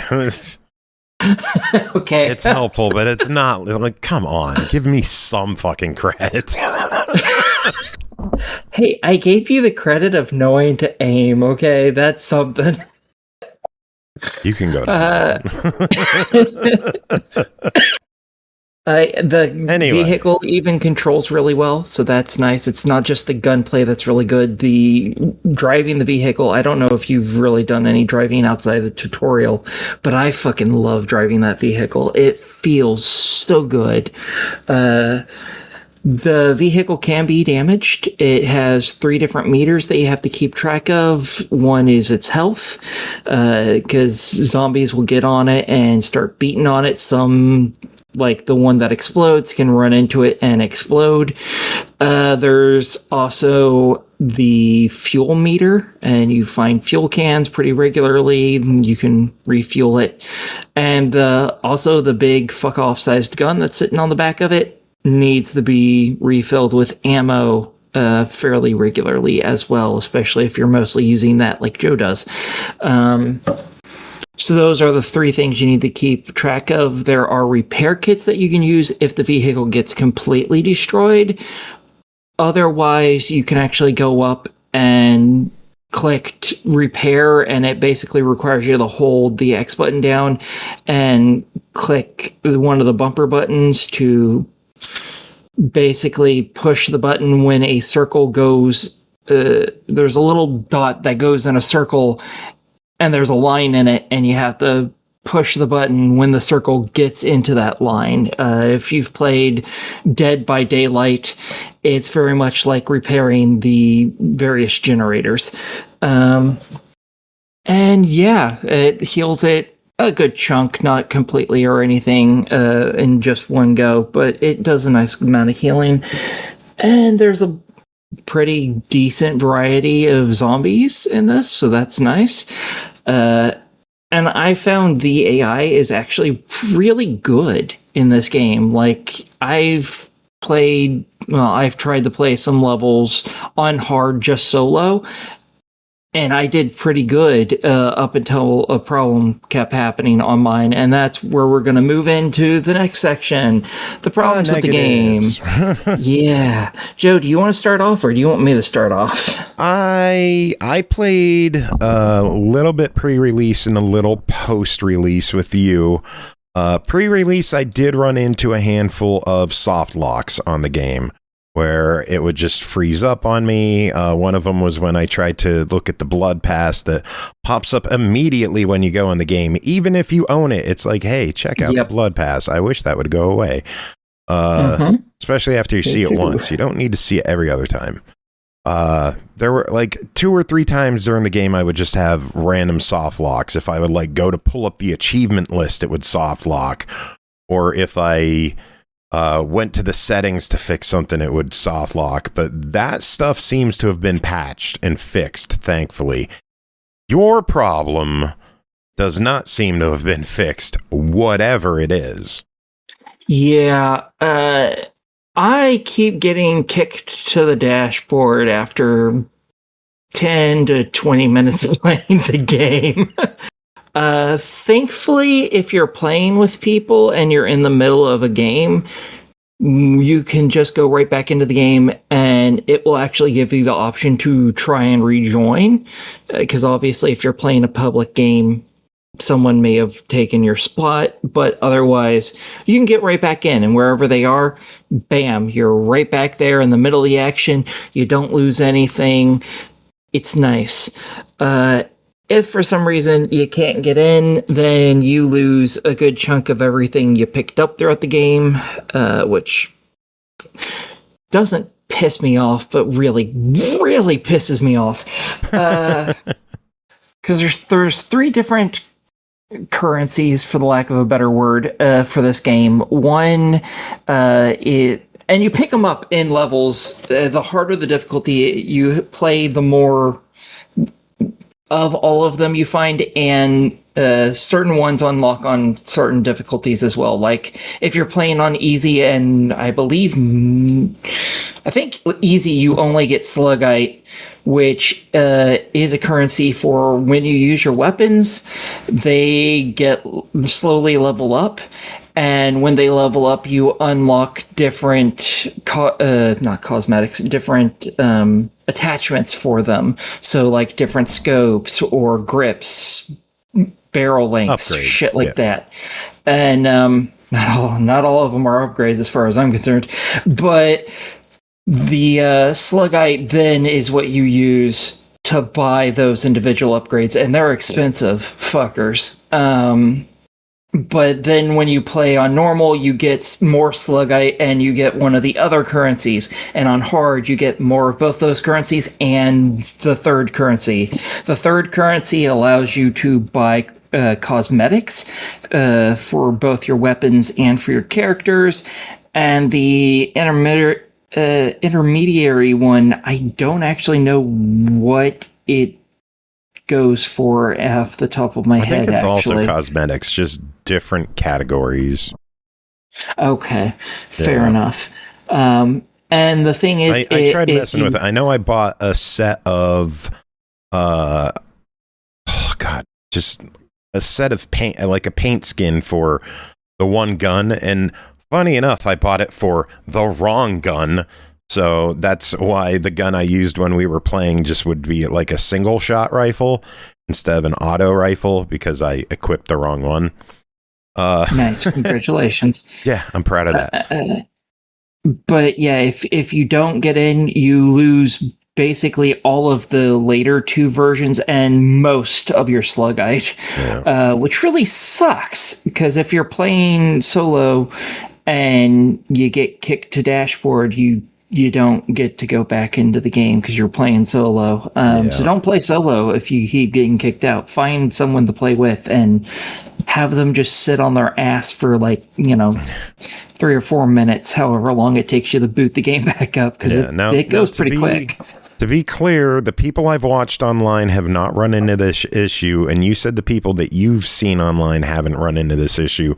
So it might be an issue localized with your hardware or your console or something, despite the fact that other games are not acting up. That's the joys of technology, is that there could just be some variant somewhere that's just not playing right with it. I did ask if there was a patch in the works. If we do have any kind of update on this, we will revisit it next week and talk about it some more. If not, we got to make a verdict on this. It clocks in at $40 right now. There is also the Bloody Edition for $50 that includes some cosmetics and will include 2 DLCs releasing after, post-launch, whenever it shows up. But $40 on the game. What do you think? Yeah, as many times as I had to have to replay over and over and over, I actually really enjoyed the time I actually was in game playing it. It was really fun. So I'm totally for it. And honestly, if you like Left 4 Dead style games, I think this is one of the better ones I've played, and I've played a bunch of these fucking games. I think this is easily one of the better ones, if not one of the best ones, honestly. And this is even with me being dashboarded constantly, unable to actually play through an entire level without being dashboard like 2 or 3 times.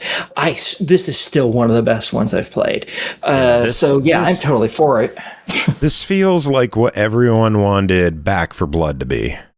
Yes, this is 100%. Feels like they got it right this time. So I absolutely would agree with you that this is a buy it. I think it's being $40. First off, is great that we have. I don't want to say a AAA, but I'd say a fairly solid AA online shooter that's not $70. Like even the deluxe edition's only $50. So yeah, and honestly, I would just say just get the deluxe edition, because that's going to give you the DLC. Fuck yeah, and extra cosmetics. Sure, fuck it, why not? Yeah. But the extra DLC, if you like Left 4 Dead, this is one of the best. We don't know what the DLC is going to be, so we'll cross that bridge when we get to it. But the game itself, I say, is absolutely worth it right now. It's casual friendly for those who need it. It is hardcore friendly for those who want it. And it's just a fun game with a fun story, good characters. The writing's not the greatest, but it's campy in a fun way. It's just a solid game, and I liked my time with it. Yeah, to bring up the campy thing, one person in the group decided to call the group the Toxic Commandos, and everyone else fucking hates it, and I fucking love that. It's the best thing. I love the fact that, like, the quote-unquote leader or the main character is the dumbest motherfucker in the game. I know, right? Ain't it great? Oh, my God. He is a himbo. $250,000 each, right? Maybe. Next game, Adventurous Slime, developed by lightUP, published by Ratalaika Games, released March 13th, Xbox One, Series X and S, Switch, PS4, PS5 for $5.99. The evil menace known as Lord Old Skull has been freed, and now our colorful family of slimes must heed the call of heroism. Customize your slime journey through diverse biomes, battle powerful bosses, and discover alternative branching paths in this slime-sized action quest. Bri, tell us about this one. I know it's from lightUP. They have always made solid games. I am dying to hear about this one. How is Adventurous Slime? I happen to be a fan of lightUP's work as well, so this was a no-brainer for me to pick up. This is a stylized pixel art platforming adventure with fun retro-style music. There's a cute little intro story that helps give a reason to be a bunch of cute slimes adventuring into the woods. The evil skeleton has been freed, and the family of slimes becomes heroes. It's really cute. And when you start out your adventures, you get to pick your slime color if you want their hats and glasses and things you can put on your character. And then it's off to explore the world. You're armed with slime spit, I guess. You can lob a glob of slime at your enemies. And you have enemies like snails and things that you can also try and dodge your enemies, but your little lob has like an arc, so you can't just like walk up to something and like shoot straight at it. You have to kind of play with your arc a little. So there's a little like strategy and element in there, figuring out the movement of your enemies and stuff as you're platforming away. And you'll need to find your way through doors by finding keys or platform using different. You have to perform different tasks. Basically, you might have to kill off the enemies in a zone, find a key, stuff like that to get through different rooms. And you'll find treasures along the way, like books of elemental magic that you can use to solve puzzles or do damage. And there are like elemental locks, essentially, that you'll have to undo as you go use your magic. And there is a leveling system that will increase your health and magic powers. There are pickups or drops from enemies that'll help you refill that health and magic.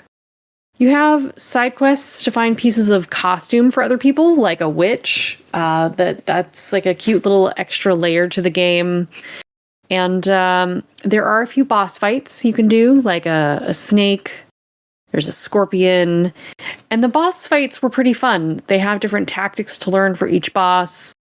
With the snake, you have like the head pops out of different places, and there's like a little spot where there's like a loop of, snake tube that you can like move around and jump, and you can shoot at different parts of the snake. There is a map to help tell you where you are and where home and shops are, so you can find your way back. Because this is like a light Metroidvania, like, it's got that kind of Metroidvania map to it. You'll have to find certain areas. You'll find that you can't get to them unless you have like the right magic lock or key to unlock the lock. And so you'll end up having to backtrack later to get to the new boss or the new area. And there are like 3 or 4 different biomes, I guess is the best way to put it. You've got like a snowy area and, just like the general woods area. So there's a couple different areas for you to explore. There are a few settings to make the game to your liking, including difficulty. You can adjust visual effects like screen shake and things like that. And you can save from the main menu and exit the game there, which is nice. I would say the only downside to playing the same developer's body of work over and over is that sometimes things are a little samey and predictable. And for that, I'd say there isn't anything like revolutionary, new, and different in this game, besides maybe the weather effects. But I still really enjoyed this one. Very good. So it sounds like another fun one from lightUP. Yeah, absolutely. All right. Well, $6 on Adventurous Slime. Give us your verdict. If you're up for a cute, short platforming adventure game with like Metroidvania map elements, you could very much do worse. I think the price is good, and I'm going to give this a buy it. How are the achievements? Very easy. I think I'm getting good stuff. Yeah. All right. One last game for this group. We got a revisit on Speed Dates, developed by Icarus Interactive Entertainment, published by Dolores Entertainment. Going to release back February 13th as an Xbox Play Anywhere title for $5.99. Embark Speed Dates, where you control first dates with 18 attractive women in this interactive FMV game. Shape your story with charm and humor for a personalized romantic journey. Bri, we covered this one previously. We're going to take another quick look at it. Yeah. Dolores wanted us to give it a revisit. So how is it? How are things holding up with it? So yeah, Jacob and I took a look at this one last month and took another look at it. It's as we mentioned, an FMV game or a full motion video game where you're playing a kind of interactive movie. The voice acting is done in Turkish, and there are English subtitles available, so just be aware of that going in. The basic story is that Murat walks by his friend on the street in front of a bar that's having a speed dating event, and there are they're short a few men, so as a favor he goes in to help out, not expecting to find anyone. But he goes through 18 short dates where you answer a few questions, and based on those answers, you either match and get an achievement, or you don't match and you move on to the next date. While I'm not opposed to different languages in my games, some things didn't translate well or felt a little dated. So I mean, there's that, but otherwise, I mean, the subtitles are fine. Everything reads like it's supposed to. Just, you know, a couple little things that just didn't translate well. And the film quality is good, but the quality of the film is inconsistent. So the framing of certain shots were off. Like each of the women had a slightly different angle to them. Sometimes their sight lines were not where we would perceive Murat to be from date to date. And then the shots on Murat are suddenly like close up or far away at random intervals when it passes back to him. Otherwise, like the actual audio quality and video quality is really well done. Some The production story also things could have been straightened out a bit. Yeah, just I mean, and I feel like things. it's a little nitpicky, and the story had some continuity issues as well for me. It was like each of the 18 dates exist in a vacuum. So Murat would say he likes punk music in one date, and then he would say he hates it in another, or similar opposites of more abstract concepts like feelings about things. And I guess it irritated me because it felt like you're playing a bunch of dates. If you're playing a bunch of the dates back to back, I guess, it felt like Murat was kind of a lying sleazeball. But basically you're trying to answer what you think the women want to hear as opposed to role playing Murat. And that's a choice. That's, you know, so there's no like over story to the game, but you can replay all the dates or play them in any order you want. So speaking of the dates, I just sent Aki a picture of the women in this game. Oh yeah, some of them are hot. Aki, give us your thoughts. Who are the hotties? Who would you date in this one? Okay, so let's see here. This is so small for me that I have to constantly move around. Oh Jesus, how the fuck do you pronounce any of these names? That's the other reason I did this bit. Alien, for sure, she's hot. Kuya, probably as well. Layla, yes. Yeah. Miltim, also yes. And Ezra, also yes. Ezra, yeah. Those are mine, yes. Yeah. So I would say going back to this, I just tried to get a couple more achievements and revisit the story, and I had an okay time with it, but my viewpoint didn't really change with further play. I did learn that there is some randomization in a few dates answers, so that kind of, you know, improved my outlook a little on some of the replayability of this, but, you know, it's kind of a one and done. I like that you can play it in whatever order, but, you know, I kind of stated my misgivings about how the story was treated, and it's not like a cohesive over story. Yeah, it's just a bunch of dates. So yeah. Well, it's a $6 little package. What do you think of it? I'm going to give it a try. If you've never played an FMV before, this isn't FMV. I couldn't say that. This isn't a great introduction to FMVs because the choice points are kind of slim and formulaic. On the other hand, if you like FMVs and want to give it a go, the price is really good for something with a good amount of content. So yeah, it's a pretty solid if try. you want pretty girls, you're Aki and you already bought this. Yes. Yeah. I mean, it is pretty girls. Yeah. All right, well, that is it for y'all. We're going to take a quick little break. We're going to be back with Jacob to wrap up the last bit of reviews for the episode. Thank you, two, for being here, hanging out for the birthday episode. Aki got both of them in this week, and Pernell did. So, yeah. Anyone have any final words before we take a quick little break for Jacob? Happy birthday. Thank you. Alcohol tastes better if you have Bailey's Irish Cream. I like Bri's last Kahlua words and better tater because they were tots. about me. Yeah, tater tots and Kahlua don't go together. Just again, fair warning. Yeah, and it should always be about me.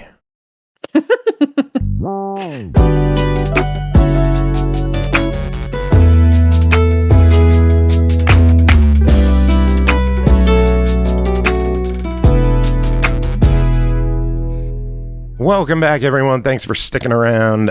We got some more show to take care of. Jacob's got some reviews he's got to take care of, but he's late, so Aki came back. Aki, how you doing? Pretty good, and you?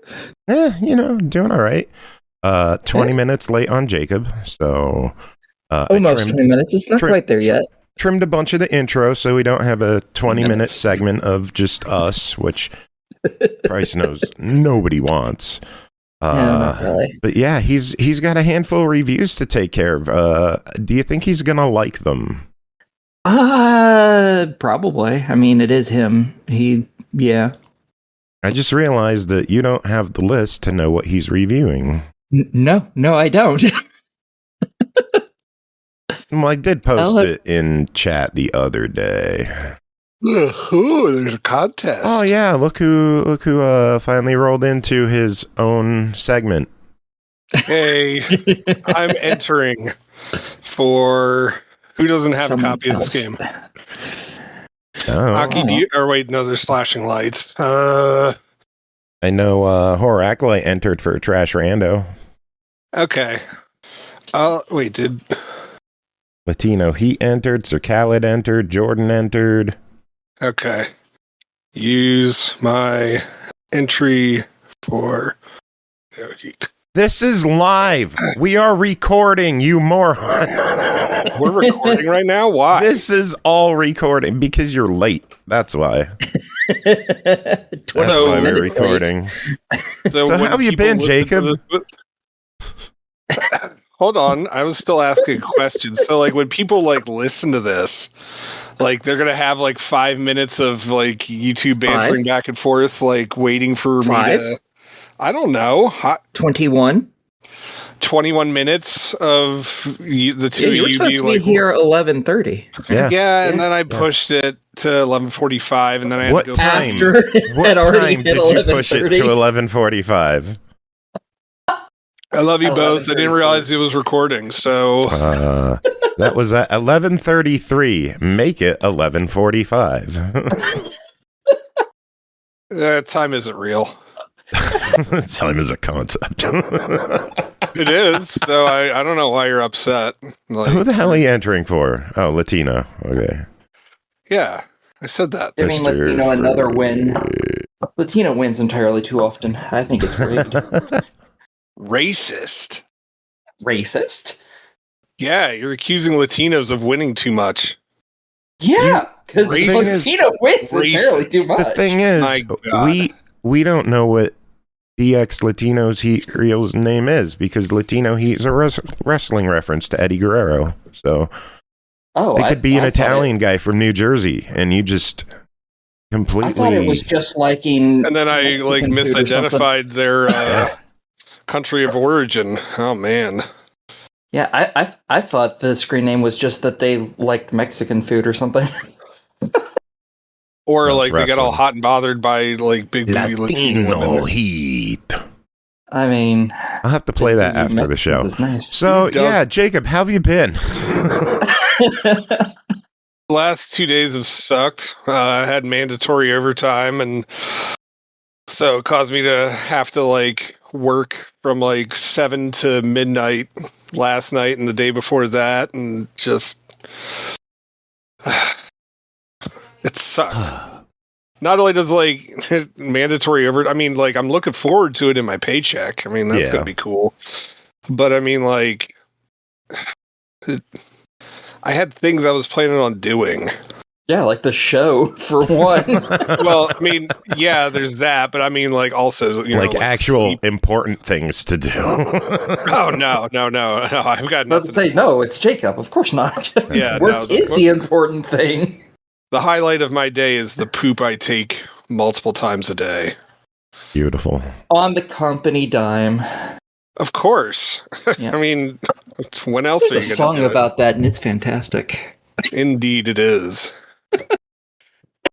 But yeah, like, and so it's just like I've been getting off at midnight like the last couple nights, and like by that time, like, and I'm already working like a 10-hour shift, and it's just like I'll sit down to like play like some video games, and like I've been playing Grind Survivors, which is a game I'm going to be reviewing later, and it's just like I would just fall asleep during my runs, and I'd wake up to a message on my Xbox screen being like, "You are dead." I'm like, oh, proud of you. That's what happens when you try to play video games while when you're tired as hell. I mean, to be fair to you, you were going to die in the game anyways. To be fair. Yeah. She is right. You were going to lose. Also, if you're working 10-hour shifts, aren't you already working overtime? No, because it's 4 10-hour days. Okay. Yeah. That's some bullshit. So what was your excuse to you not dying in a game? Oh, I got my character leveled up enough that he can make it through. But if I fall asleep when the last boss rolls around, then yeah, I'm dead. Because there's actually an ending. There's not like death gets you at the end no matter what. There is. Like, I mean, so Joe, why are you asking? No, it's not like Vampire. That's going to be a review. Yeah, no, that's like Vampire Survivors, where like death is like hovering around at the end. Yeah, it's not like that. Death can go eat a chode. All right, and $14.99. Your verdict. Oh, I mean, what the fuck game is this? I don't even know what the game is. What? We probably should get into your reviews, Jacob. You got a bunch you got to talk about. Should we dive into them? Do we want to do any news that he might have first, if he has any news? Mostly because I want to see if he has Dreamlight Valley news or movie watch news. All right, hold on. No, if you have news ready, we'll do it where you don't have to look it up. Oh, well, I mean, I do actually, because, Aki just had to mention it. I do actually have Disney Dreamlight Valley news. It has been confirmed that Pocahontas is coming this spring. Ooh, I approve. Yeah, I do too. And so I assume that the dog and Miko are going to be showing up as well. So, as like companions. I can do without the dog. I'd rather the hummingbird. Oh, right. Oh, I would be surprised if they didn't introduce that one as well. They only showed the dog's collar and a raccoon, and so I assumed they're definitely going to be in it then. Well, yeah, but I mean, like that hummingbird. You bring up an interesting point because there pretty much already is hummingbirds in the game, so that would be an easy reskin. So yeah, that's a good point. I've only seen Pocahontas once. I've probably seen it 3 or 4 times, but it's probably been over 20 years since I've seen it, but I remember everything about it. Yeah. Okay. I didn't see it till I was an adult, so that's why. What? How? Holy shit. Parents did take us to go see it. That's a fucking crime. I've still never seen Pocahontas. It's what okay. The fuck is wrong with you? Never as long as you're not going for historical accuracy. It was like right after my Disney age kind of stopped. Like Hercules was right around the tail end of that. Hercules was way after Pocahontas. Was it way after? Because I thought they were like close to each other. No. Yes, but no. Because you had. Because the last Disney movie I saw in theaters as a kid was Aladdin, and then you had Lion King, and then it was it Hunchback or Pocahontas that was next? Because I didn't see Hunchback. It was one of the two. I didn't see Mulan, and then it was Hercules. I'm guessing Hercules was just an anomaly that was at a drive-in we went to, and I thought it was hilarious. Yeah, Hercules was released like 2 years after Pocahontas. Yeah, because I didn't see Mulan, I didn't see Hunchback. There just a whole bunch there I just never saw. Yeah, and it was weird because really my parents stopped taking us to Disney movies, but they took us to like every Pixar movie. So I saw Toy Story when it was in the theaters. I'm mad at myself that I never went to see Treasure Planet in theaters. Yes, I wish I had been as able long to see as that. You've I wanted seen to. It, though. I am very, very happy that I saw Atlantis and Emperor's New Groove in theaters. I would have liked to have seen those two as well. I think Disney ought to start doing the re-releases again. Yeah, that'd be cool. Yeah.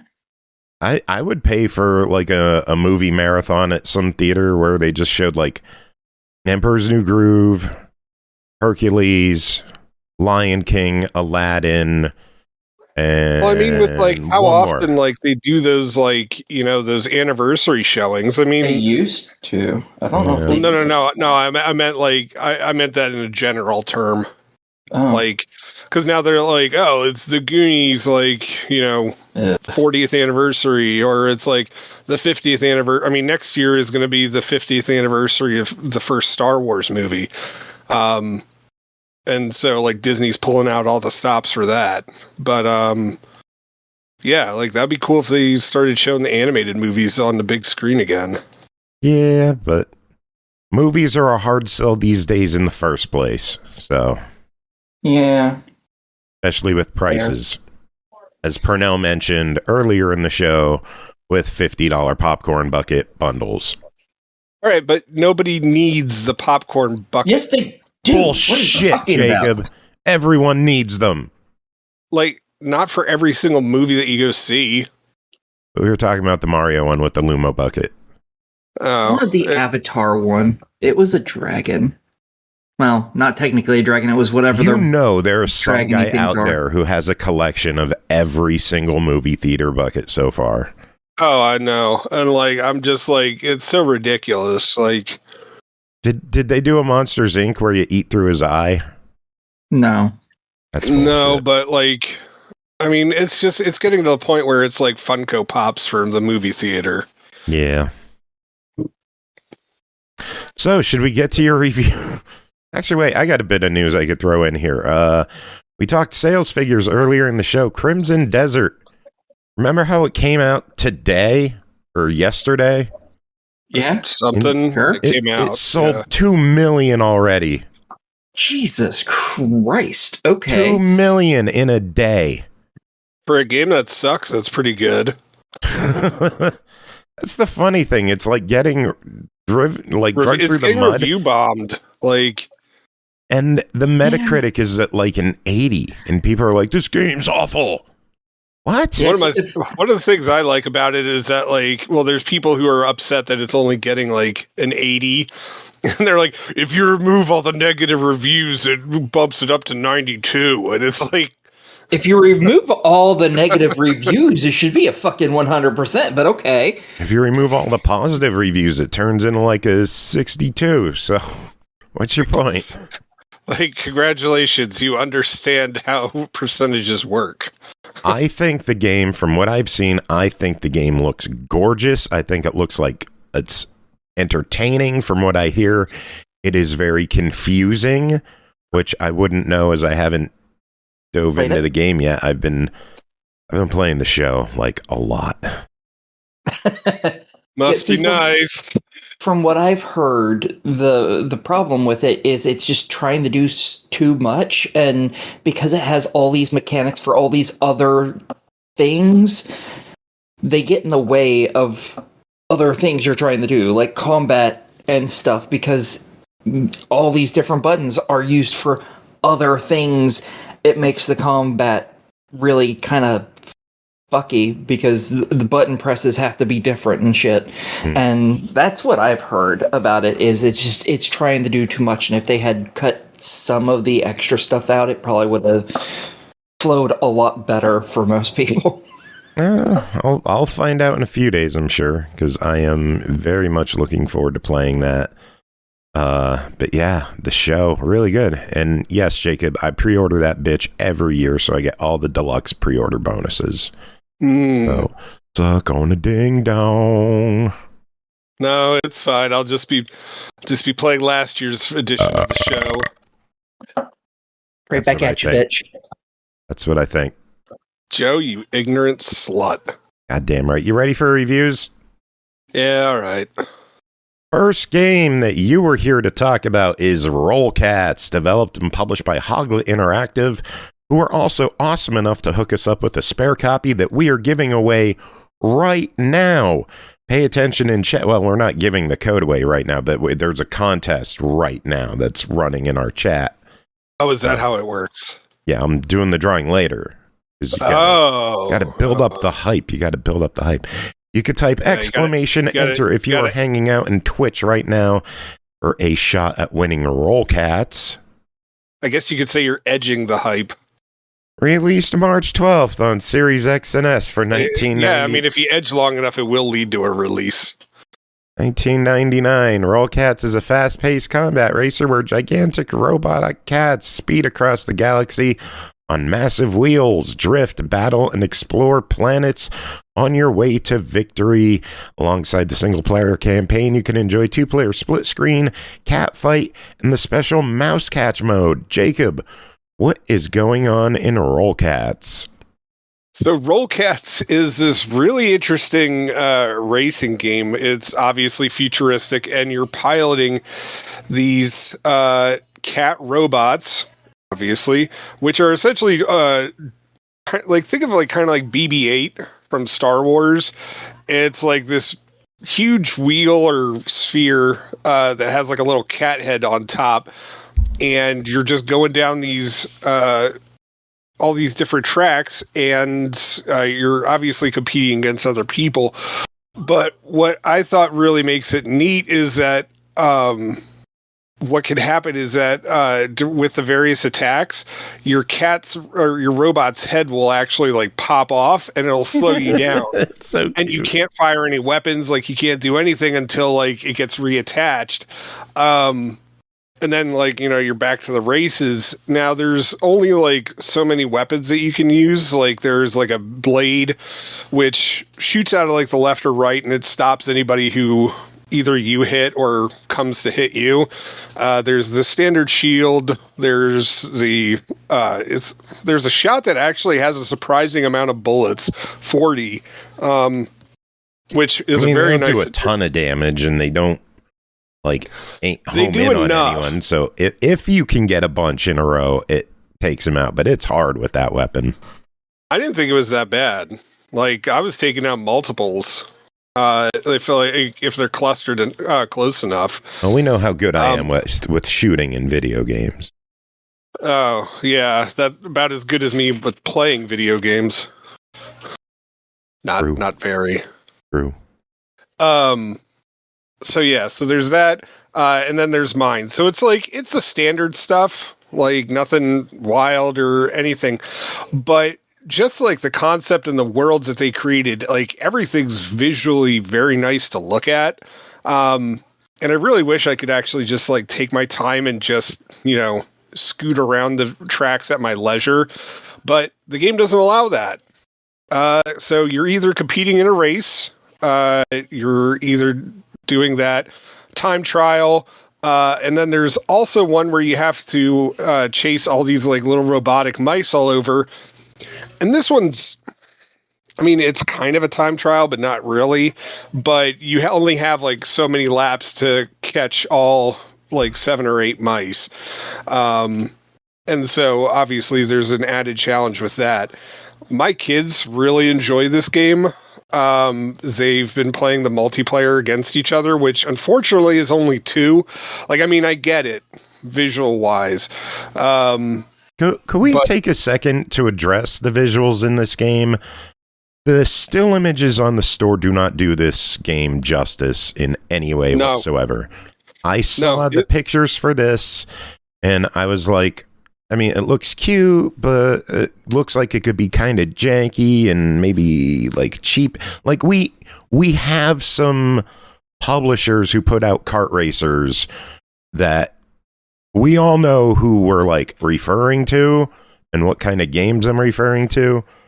But I'm wondering if like they could find some way to better show off how fluid, how smooth, how good looking the backgrounds in this game look.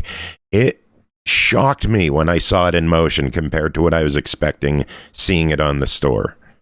I could agree with that. Like, I mean, like I honestly thought that this was going to be like some, dare I say, shovelware. Like the ones I was referring to. Yeah. Like those kart racers that we all know. Yeah, and I don't know what you're talking about, Joe. I'm not going to explicitly mention any right now, clearly. Oh, I know. But yeah, it like honestly, this is a really it's a really pretty game. And there's a lot of content. There's a lot to do. Yeah, and there's a bunch of different racers too, and some of them can only be earned by doing. Some of them you have to have one on certain planets to unlock them, and then other ones you have to have won so many mouse competitions or like those like chase the mice things. Like it unlocks after like 50 or 100 or 200 or something like that. But then also like when you're on the track, sometimes you're collecting crystals, and those can help you upgrade your little cat robot thing. So like there's a lot of replayability in this game. I absolutely agree. I think there's a little bit too much forced replayability and like collecting all the crystals in stages, given how many times you got to re-race just to get all of them. The AI could use some work. I am not a fan of doing well in a race and then having 3 people pass me right at the finish line. I didn't have that happen, but like I have had parts where because like there is like dangers on the track, and so like if you hit like these moving signs that will move across the lanes and stuff, that knocks your cat's head off, and that like always seem to happen at the most inopportune times. Like at a finish line. Well, and then you get passed by 3 other cats. I didn't have that happen to me, so I think the rubber banding in this game could be toned down. The mouse speed and the mouse catches could be kind of eased up a bit. Like I've tried the one mouse race so many times and I still can't get a fucking medal. Get good, scrub. Like I get 5 out of 8 and I need 6. Or is it? Have you tried switching to Old Spice? No. Well, actually, I do use Old Spice Wolfthorn. I love that scent. That's why. Also, Jacob might be doing better at this because he's worse. Because usually these games that have like rubber banding stuff, the worse you play, the worse the AIs are. Fair. Just saying, get worse. Be like Jacob. Get worse, pro. So Jacob, it's $20. What do you think of this? I think I've been insulted, but I'm not sure. You have. Both of us have, actually. $20. What do you think of RollCats? Yeah, I definitely recommend picking this one up. This one's a lot of fun, and there's a lot of replayability to it. For $20, this is a good choice.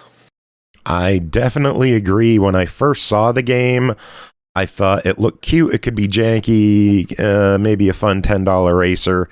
I saw the price tag and I was concerned, and then I played the game and I'm like, yeah, this is absolutely worth it.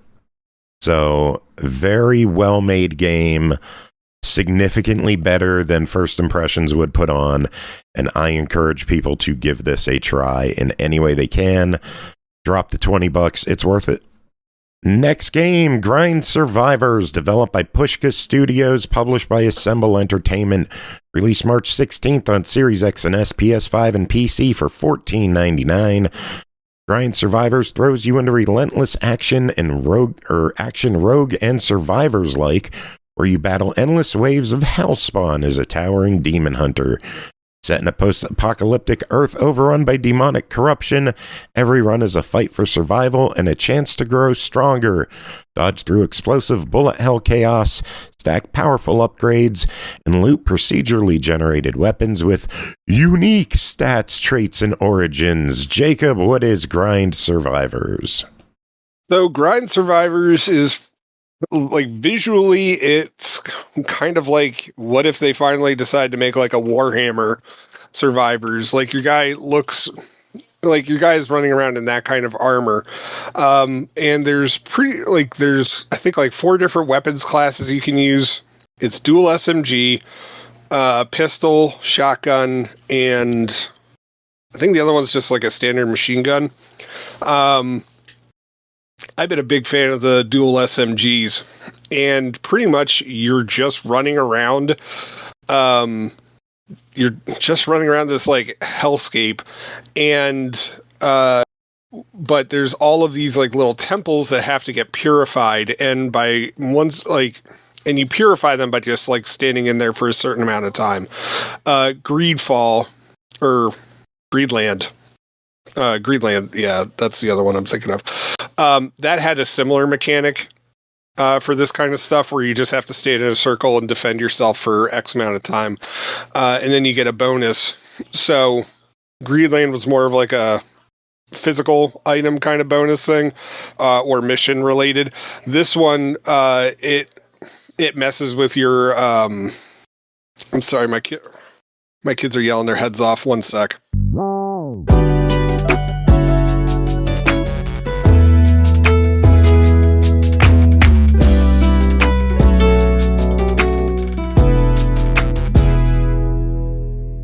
Anyway, as you were. So, standing in these temples, which is like 5, maybe 10 seconds, depending on like how valuable the stuff is in there, it will improve your stats. Although I have found that have been a couple of times where you have to pay attention to what's happening, because there were times when it was like, you know, your reload is 10% faster and your attack speed is 10% faster, but the amount of bullets that you shoot, like in a single clip, goes down by 4 or something like that. Ooh, it's one of those trade-off kind of things. Well, I've only found it once, and thankfully I got out before, I got out of that temple before it made it permanent. But you do have to be careful, and so you know, make sure that you're actually paying attention to what you're getting into. I mean, most of the time you're not going to have to worry about it, but it does occur, and you only get like 15 to 20 minutes per run, and you'll have to face off against a handful of bosses. But this game is called Grind Survivors, so you are going to be bump and grind. No, just really grinding, like a lot, like a lot. Now, still bump after each. No, I mean, I guess you can do a bump if you want to, but Sweet. Frankly, I mean, I wouldn't recommend. I mean, I guess cocaine could help this game. I don't know, but not that kind of bump. So anyway, so after each run, you do have like a forge where you can improve your weapons by sacrificing 4 other ones, but they have to be from the same class type. And I don't mean like they all have to be shotguns or they all have to be like revolvers or whatever. They all just have to be like, if they're purple with like 1 star or purple with like 3 stars or something like that, like that kind of class. I guess rarity would be a better designation for it. But yeah, and then so you upgrade them and then you just go right back at it. There's also a skill tree that you can do. It's all standard stuff, and so far it seems to be pretty basic. But yeah, like I've been having a lot of fun with this game. Just understand you're going to be doing a lot of grinding, but it's in the name, so yeah. If you miss that part of the name, that's kind of on you. Yeah, so I mean, I'm digging it. Like, I like the art style. The gameplay's fun. You can have it set to auto fire. So you know, if you want to play this one-handed while your wife sleeps on top of you while you're playing it, then you can do that. But yeah, all right, so I've been playing this a bunch. Let's talk price on it. It is a $15 game. What are your thoughts on that? Totally worth it. Yeah, this is definitely one of the better survivals or survivor style games. The art's nice, the gameplay is good. You know, there's a lot of replayability. Just get ready for the grind. Gotcha. And then there are also 2 pieces of DLC available for the game. One is a Grind Survivors supporter pack, which includes 2 armor skins, 2 weapon skins, a main menu theme, and a huge support for the devs. That runs $5. And there is a second one that includes 1 armor skin, 1 weapon skin, 1 main menu theme, and huge support and proceed going to Come Back Alive Charitable Foundation. Those are $5 each. Do you think either would be worth picking up? I mean, yeah. I mean, I'm all about helping out devs or the charities that they're supporting, because I see one of them is helping support Ukraine. Yep. Oh, yeah, that's the Come Back Alive thing. But, yeah, I mean, I'd recommend it. I didn't know that this was a thing, so... Indeed, so cool. There you go. I'd recommend it.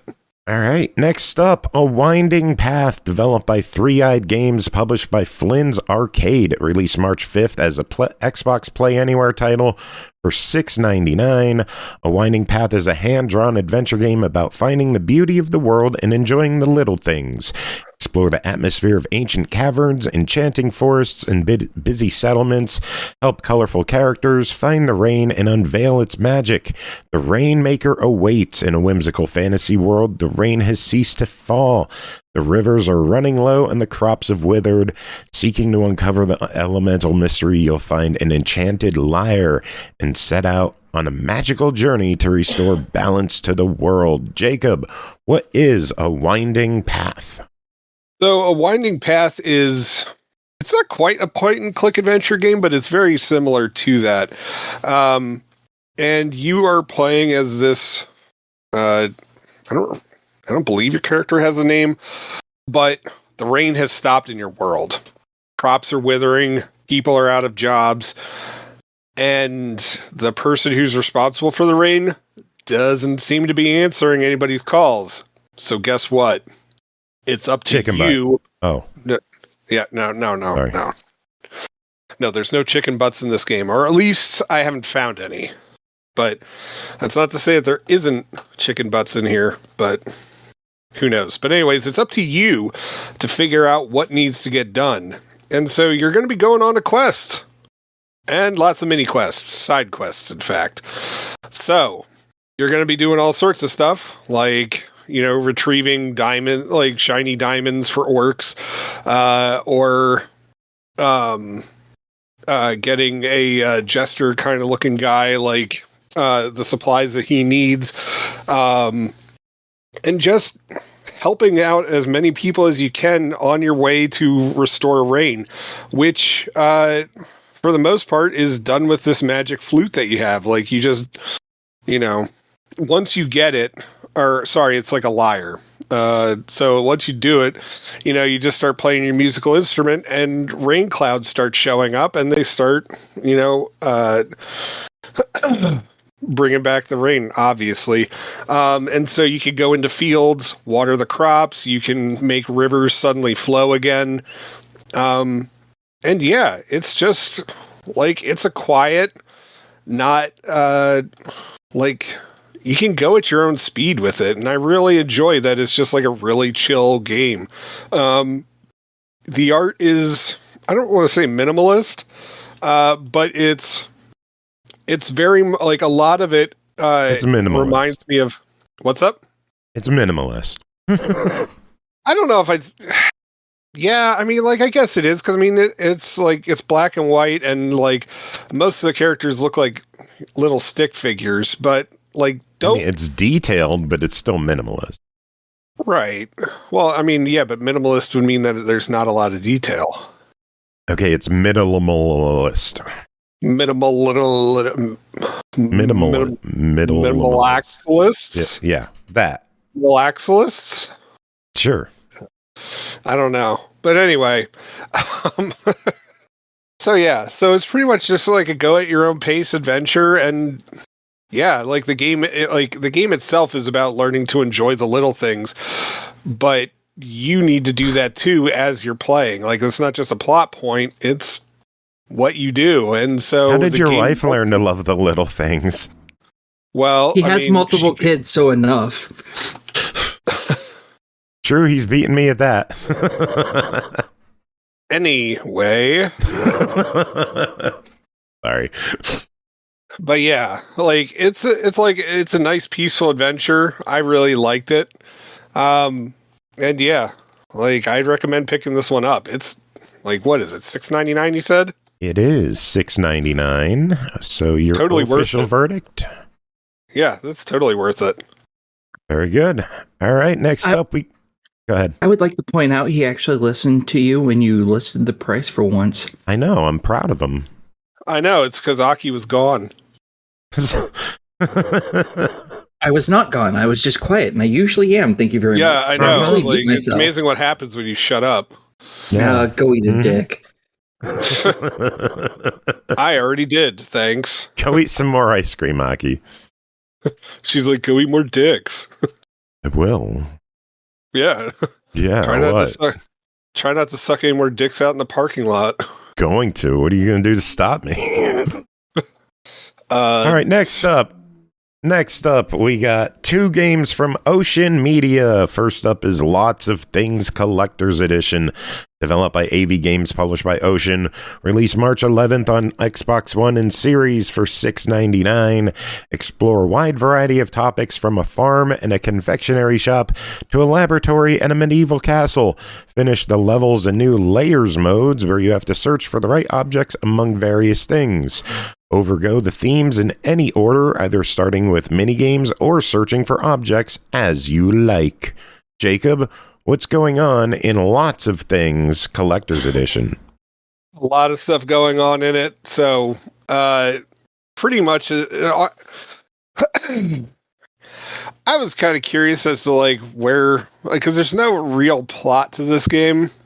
And it's just it almost feels like a greatest hits, or here's a bunch of scenes that we've had to cut from other games, and so we're all just gonna jumble it together and call it a game. I mean, it's a hidden object game.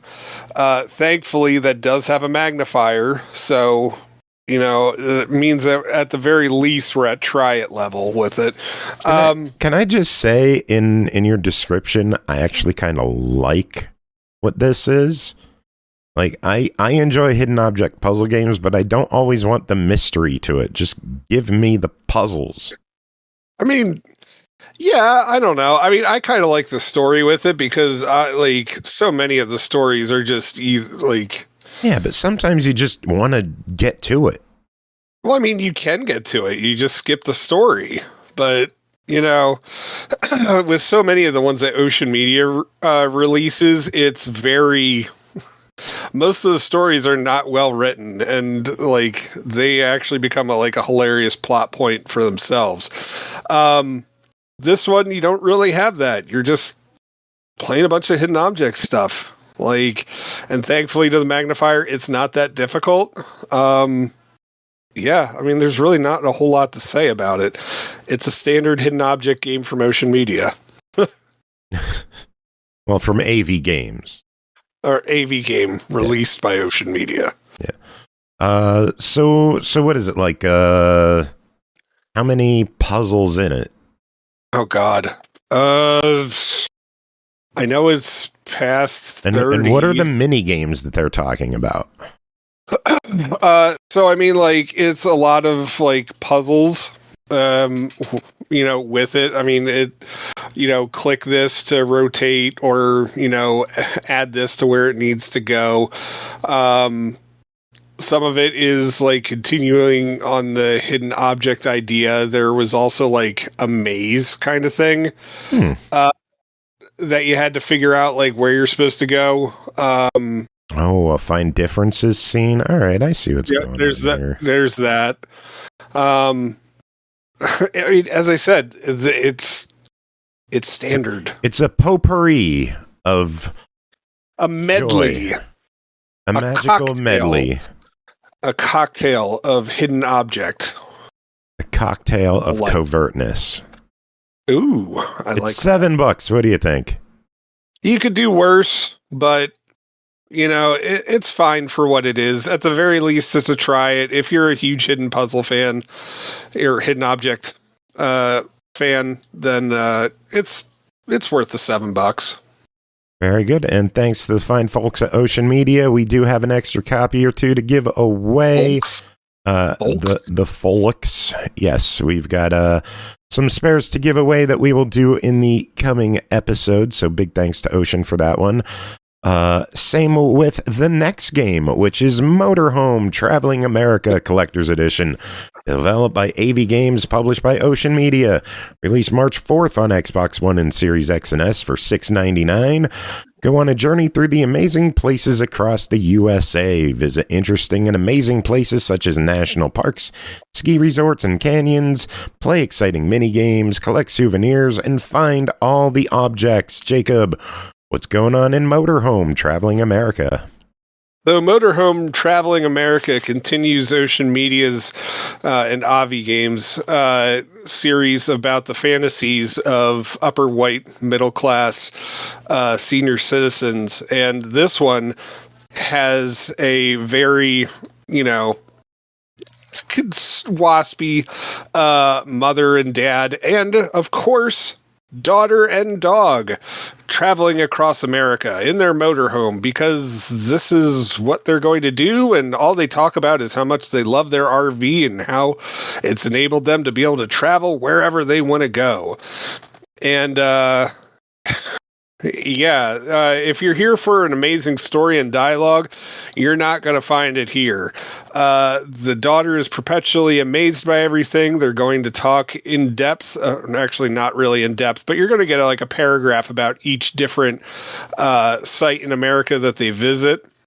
And, as I said, the daughter is perpetually amazed by everything, and their dog goes woof to a lot of stuff. And this is the standard hidden object stuff that we've come to expect. You have to find some of the objects. Sometimes they're hidden behind other objects. Other times you have to... Aki wrote, she's autistic, leave her alone. She just likes to info dump. There's no problem with that. Yeah, but that means that the mom and dad are like that too. Aki, you have a microphone. You can say these jokes. It's genetic. But of course, along with it, sometimes you have to provide characters who are in the scene with various objects. Of course, the dad is carrying everything he could possibly ever need in this RV. And of course, he's going to help every single person that he comes across because he's a man and he knows what he's doing and blah, blah, blah, blah. And so there's one time where a tree falls in the road and an RV, is another fellow RVer is stopped because they didn't bring a chainsaw. But guess who magically did? Because when you're traveling across the country, in an RV, you're going to think to pack that chainsaw naturally. And so, of course, the dad is the one to chainsaw that. And then another one is there's an RV guy and he has a flat tire. He never learned how to change a flat tire? Well, I guess I'll have to help him. And so you're going to have to change a flat tire. And so, again, when I say that this game and other ones that they've put out like this are the fantasies of waspy senior citizens, I mean it. It is, the characters are white. They are obviously decently incomed to be able to do all the stuff that they are doing this game. And of course, the man is going to be doing, I'm doing very manly things.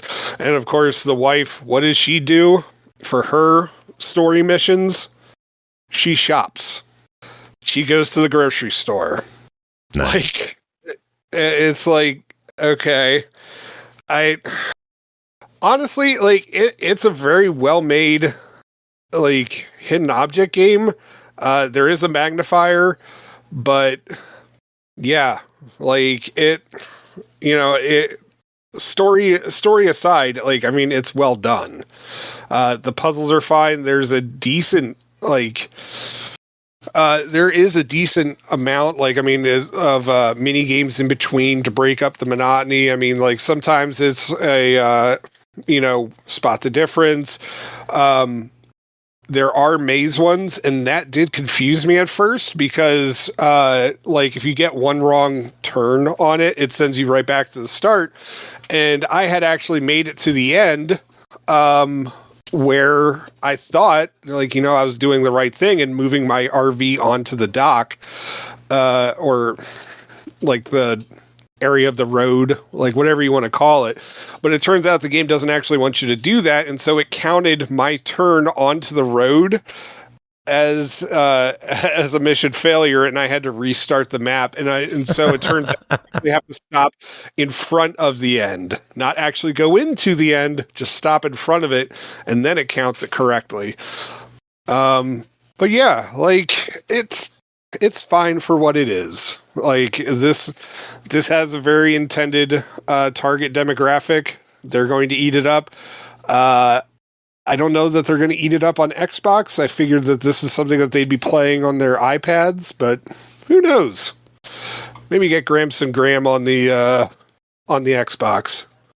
Well, it's $7 on the Xbox if you don't eventually win it from us, but for those who would like to pick it up, is $7 worth it? Yeah, it's worth it. Sounds good. All right, and we got, what is it, one or two more, Jacob? What are you doing at the end here? I don't know. What are the other possible titles? I don't know if you were doing Boulder Dash this week or not. Oh, yeah. I could do both. Okay.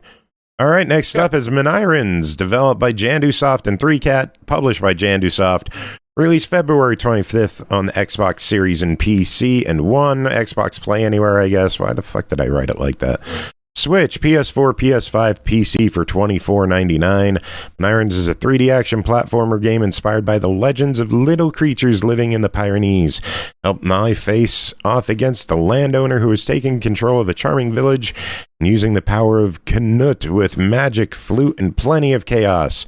The Manairons are back, and this time they're not staying quiet. Aki covered this one previously. Jacob, you wanted to take a look at it as well. So give us your thoughts on what Manairons is. I use the power of Knut, pretty often, if you know what I mean. I knew that was coming. You knew it was what? What was it going to do? That's right. My Knut. Talk about the game. Hey, this is your coverage, not mine. I don't give a shit what you do here. So this game is an action platformer, 3D platform. Well, actually, the characters are 3D. But unfortunately, you can't really move the camera around that much. But anyways, yeah. So as you were saying with the plot, this guy who decides to invest in automation and brings about these like characters from like, I don't know how to describe them. I mean, it's like fantasy, but like they're kind of like techno elves or whatever. And if you don't give them something to do, then they're going to destroy everything. And so the guy's just like, all right, well, somehow automate everything in town. And everyone's initially like, okay, cool. And then they realize like things are getting real fucky. And so, you, for some reason, are one of these few elves that, isn't being controlled by this magic. And so it's up to you to stop them and free the town from this evil mechanical presence. And so you're going to be doing a lot of hopping, fighting, and collecting of objects throughout this. I like the look of the art. It was very it felt like it was halfway between American McGee's Alice and Psychonauts, except more kid friendly, if that makes sense. But yeah, one of the things I did appreciate with this game is that because it won't let you turn the camera to get a better angle, there's actually a little shadow when you're jumping that will show up as to like where you're going to land. And so you'll know ahead of time whether you need to hit that double jump button or if you're just straight up not going to make that jump. And so that was honestly very helpful with it. And yeah, you just run around beating up these elves, collecting stuff, solving puzzles, which are usually environmental based. it's a lot of like getting power to the switches and then making sure that the correct switches are activated and stuff like that, and then getting from point A to point B. Honestly, it doesn't look like much, but it's a lot of fun. Like I was having a decent time with this game. Aki, I didn't listen to your review. That's fine. So I don't know if you want to reiterate like anything that you had to say about it. There was a lot of collectibles, and it didn't seem like you go back to prior chapters, and that kind of sucks. But otherwise, I thought it was really cute. Yeah, I was kind of surprised about that too. So definitely, you're going to want to do as much exploring as you can. I was frustrated with some stuff, like especially like the mouse traps, because like there were areas where you'd figure that like if you could just double jump over the mouse trap, you'd be fine. But the game was just like, no, you're still going to get hit by it, even though you haven't tripped anything on it. But it's one of those things where it's like once you like start learning the quirks of the game, it's not bad, you know? So. Yeah, I purposely set all of those off because I quickly learned how you can avoid it. If you jump onto it, but don't quite land on it and do an immediate double jump and go past it, it'll set it off without hurting you. That would be helpful. Strats from Aki. Yeah. $24.99. What do you think? I think that there's enough content in there, but I feel like most people are going to wait for a sale on this one. And I'm kind of in agreement with it. Like, it doesn't, like, we're not being shown anything revolutionary in this game, but it's solid.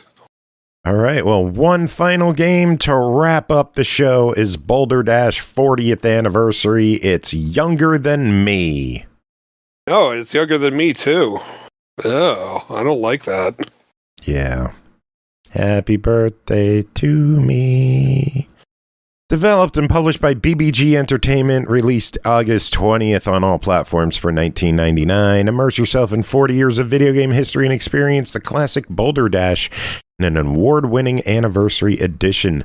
Join Rockford on his hunt for diamonds in dangerous caves and choose between an authentic recreation of 8-bit home computer visuals or modern HD graphics, more faithful to the original than ever before, yet more modern than ever. Jacob, what is Boulder Dash 40th anniversary? Boulder Dash is an older game. It looks like it was released on the Commodore 64. I'm not that familiar. I'm not familiar with it at all. Thank you.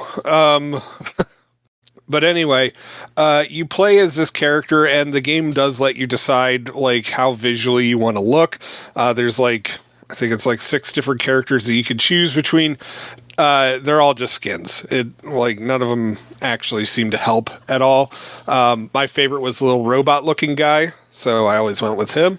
But do as you want. Anyway, with this game, you have to tunnel through the underground and collect all of these little jewels or diamonds that pop up throughout the whole area. And the game very nicely has a very well-built tutorial, which I do appreciate that it breaks it up. I mean, there's a huge amount of levels to the tutorial, but it breaks up every single thing and tries to even teach you some strategies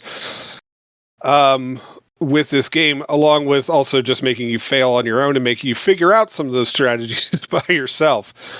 And so when you're doing this, you have to watch out and make sure that pretty much you just don't end up killing yourself while you're collecting all these gems, because if you dig too much underneath it and you're not quick enough to escape, you can actually get crushed by the gems. You can get crushed by boulders. And then, of course, there's various enemy types that are going throughout the underground system. Some of them are like bugs. Like there's also these moths. And you just have to Like, you have to avoid them, and the tutorial does like explain, like, this is how this guy works, but then, you can either just try to escape it, or you can try to set traps for it. And the traps are pretty much just use boulders against them, and hopefully it falls on them, because then if a boulder does fall on a moth, it creates a bunch of diamonds that are extra for you to collect. And then once you've collected enough gems or diamonds, a door will open up on somewhere on the level. You have to get over there within a certain amount of time, and then you just go into the next level. It's very much a retro game, and yeah, it's simple, but damn if this thing isn't addictive and also challenging as hell. Like, that tutorial it's honestly a pretty punishing tutorial. Like, you'd think it would be holding you by the hand, but it's like, nope, you died. You have to restart this area again. And then you just have to think of okay, what do I need to do? How is this going to work out? Like, how can I make it so I don't end up getting crushed by diamonds as I'm trying to collect them while also avoiding all of these enemies? And honestly, I thought this was just going to be some simple, 80s arcade kind of game where it's just this, it's clearly designed to eat your quarters, but this is more of a puzzle game. It was a home game. It was originally Atari 400, 800, C64, ZX Spectrum, and Apple II. Yeah. And so, as I said, I thought it was going to be like an old arcade game where, it's just there to eat your quarters, but it's very clearly you're supposed to take your time and figure out all of these levels, and then you can go back and you can try speed running crap as much as you want. But yeah, there's a lot of depth to this game, and I'm having a lot of fun with it. This one's going to be staying on the Xbox for quite a while. It's deceptive. It's one of those, it's deceptively simple to learn, but really hard to master. And I'm enjoying it. Do you think you'll ever beat all 320 stages? Oh, God, no. No.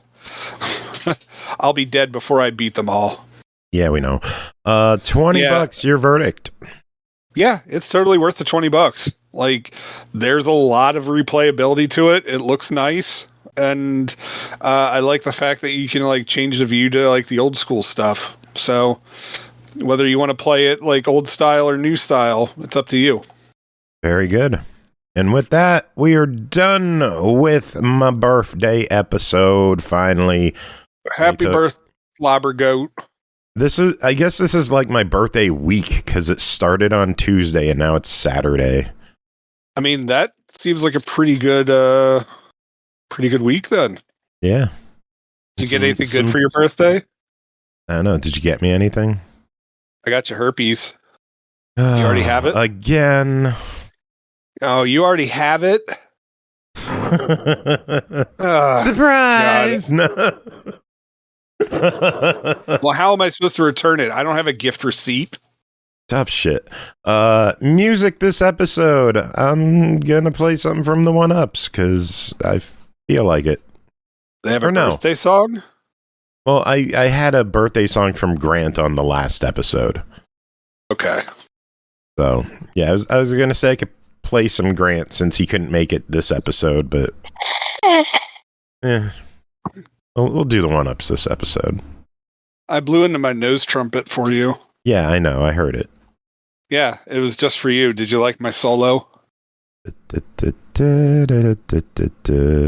fuck yourself! Man, rude.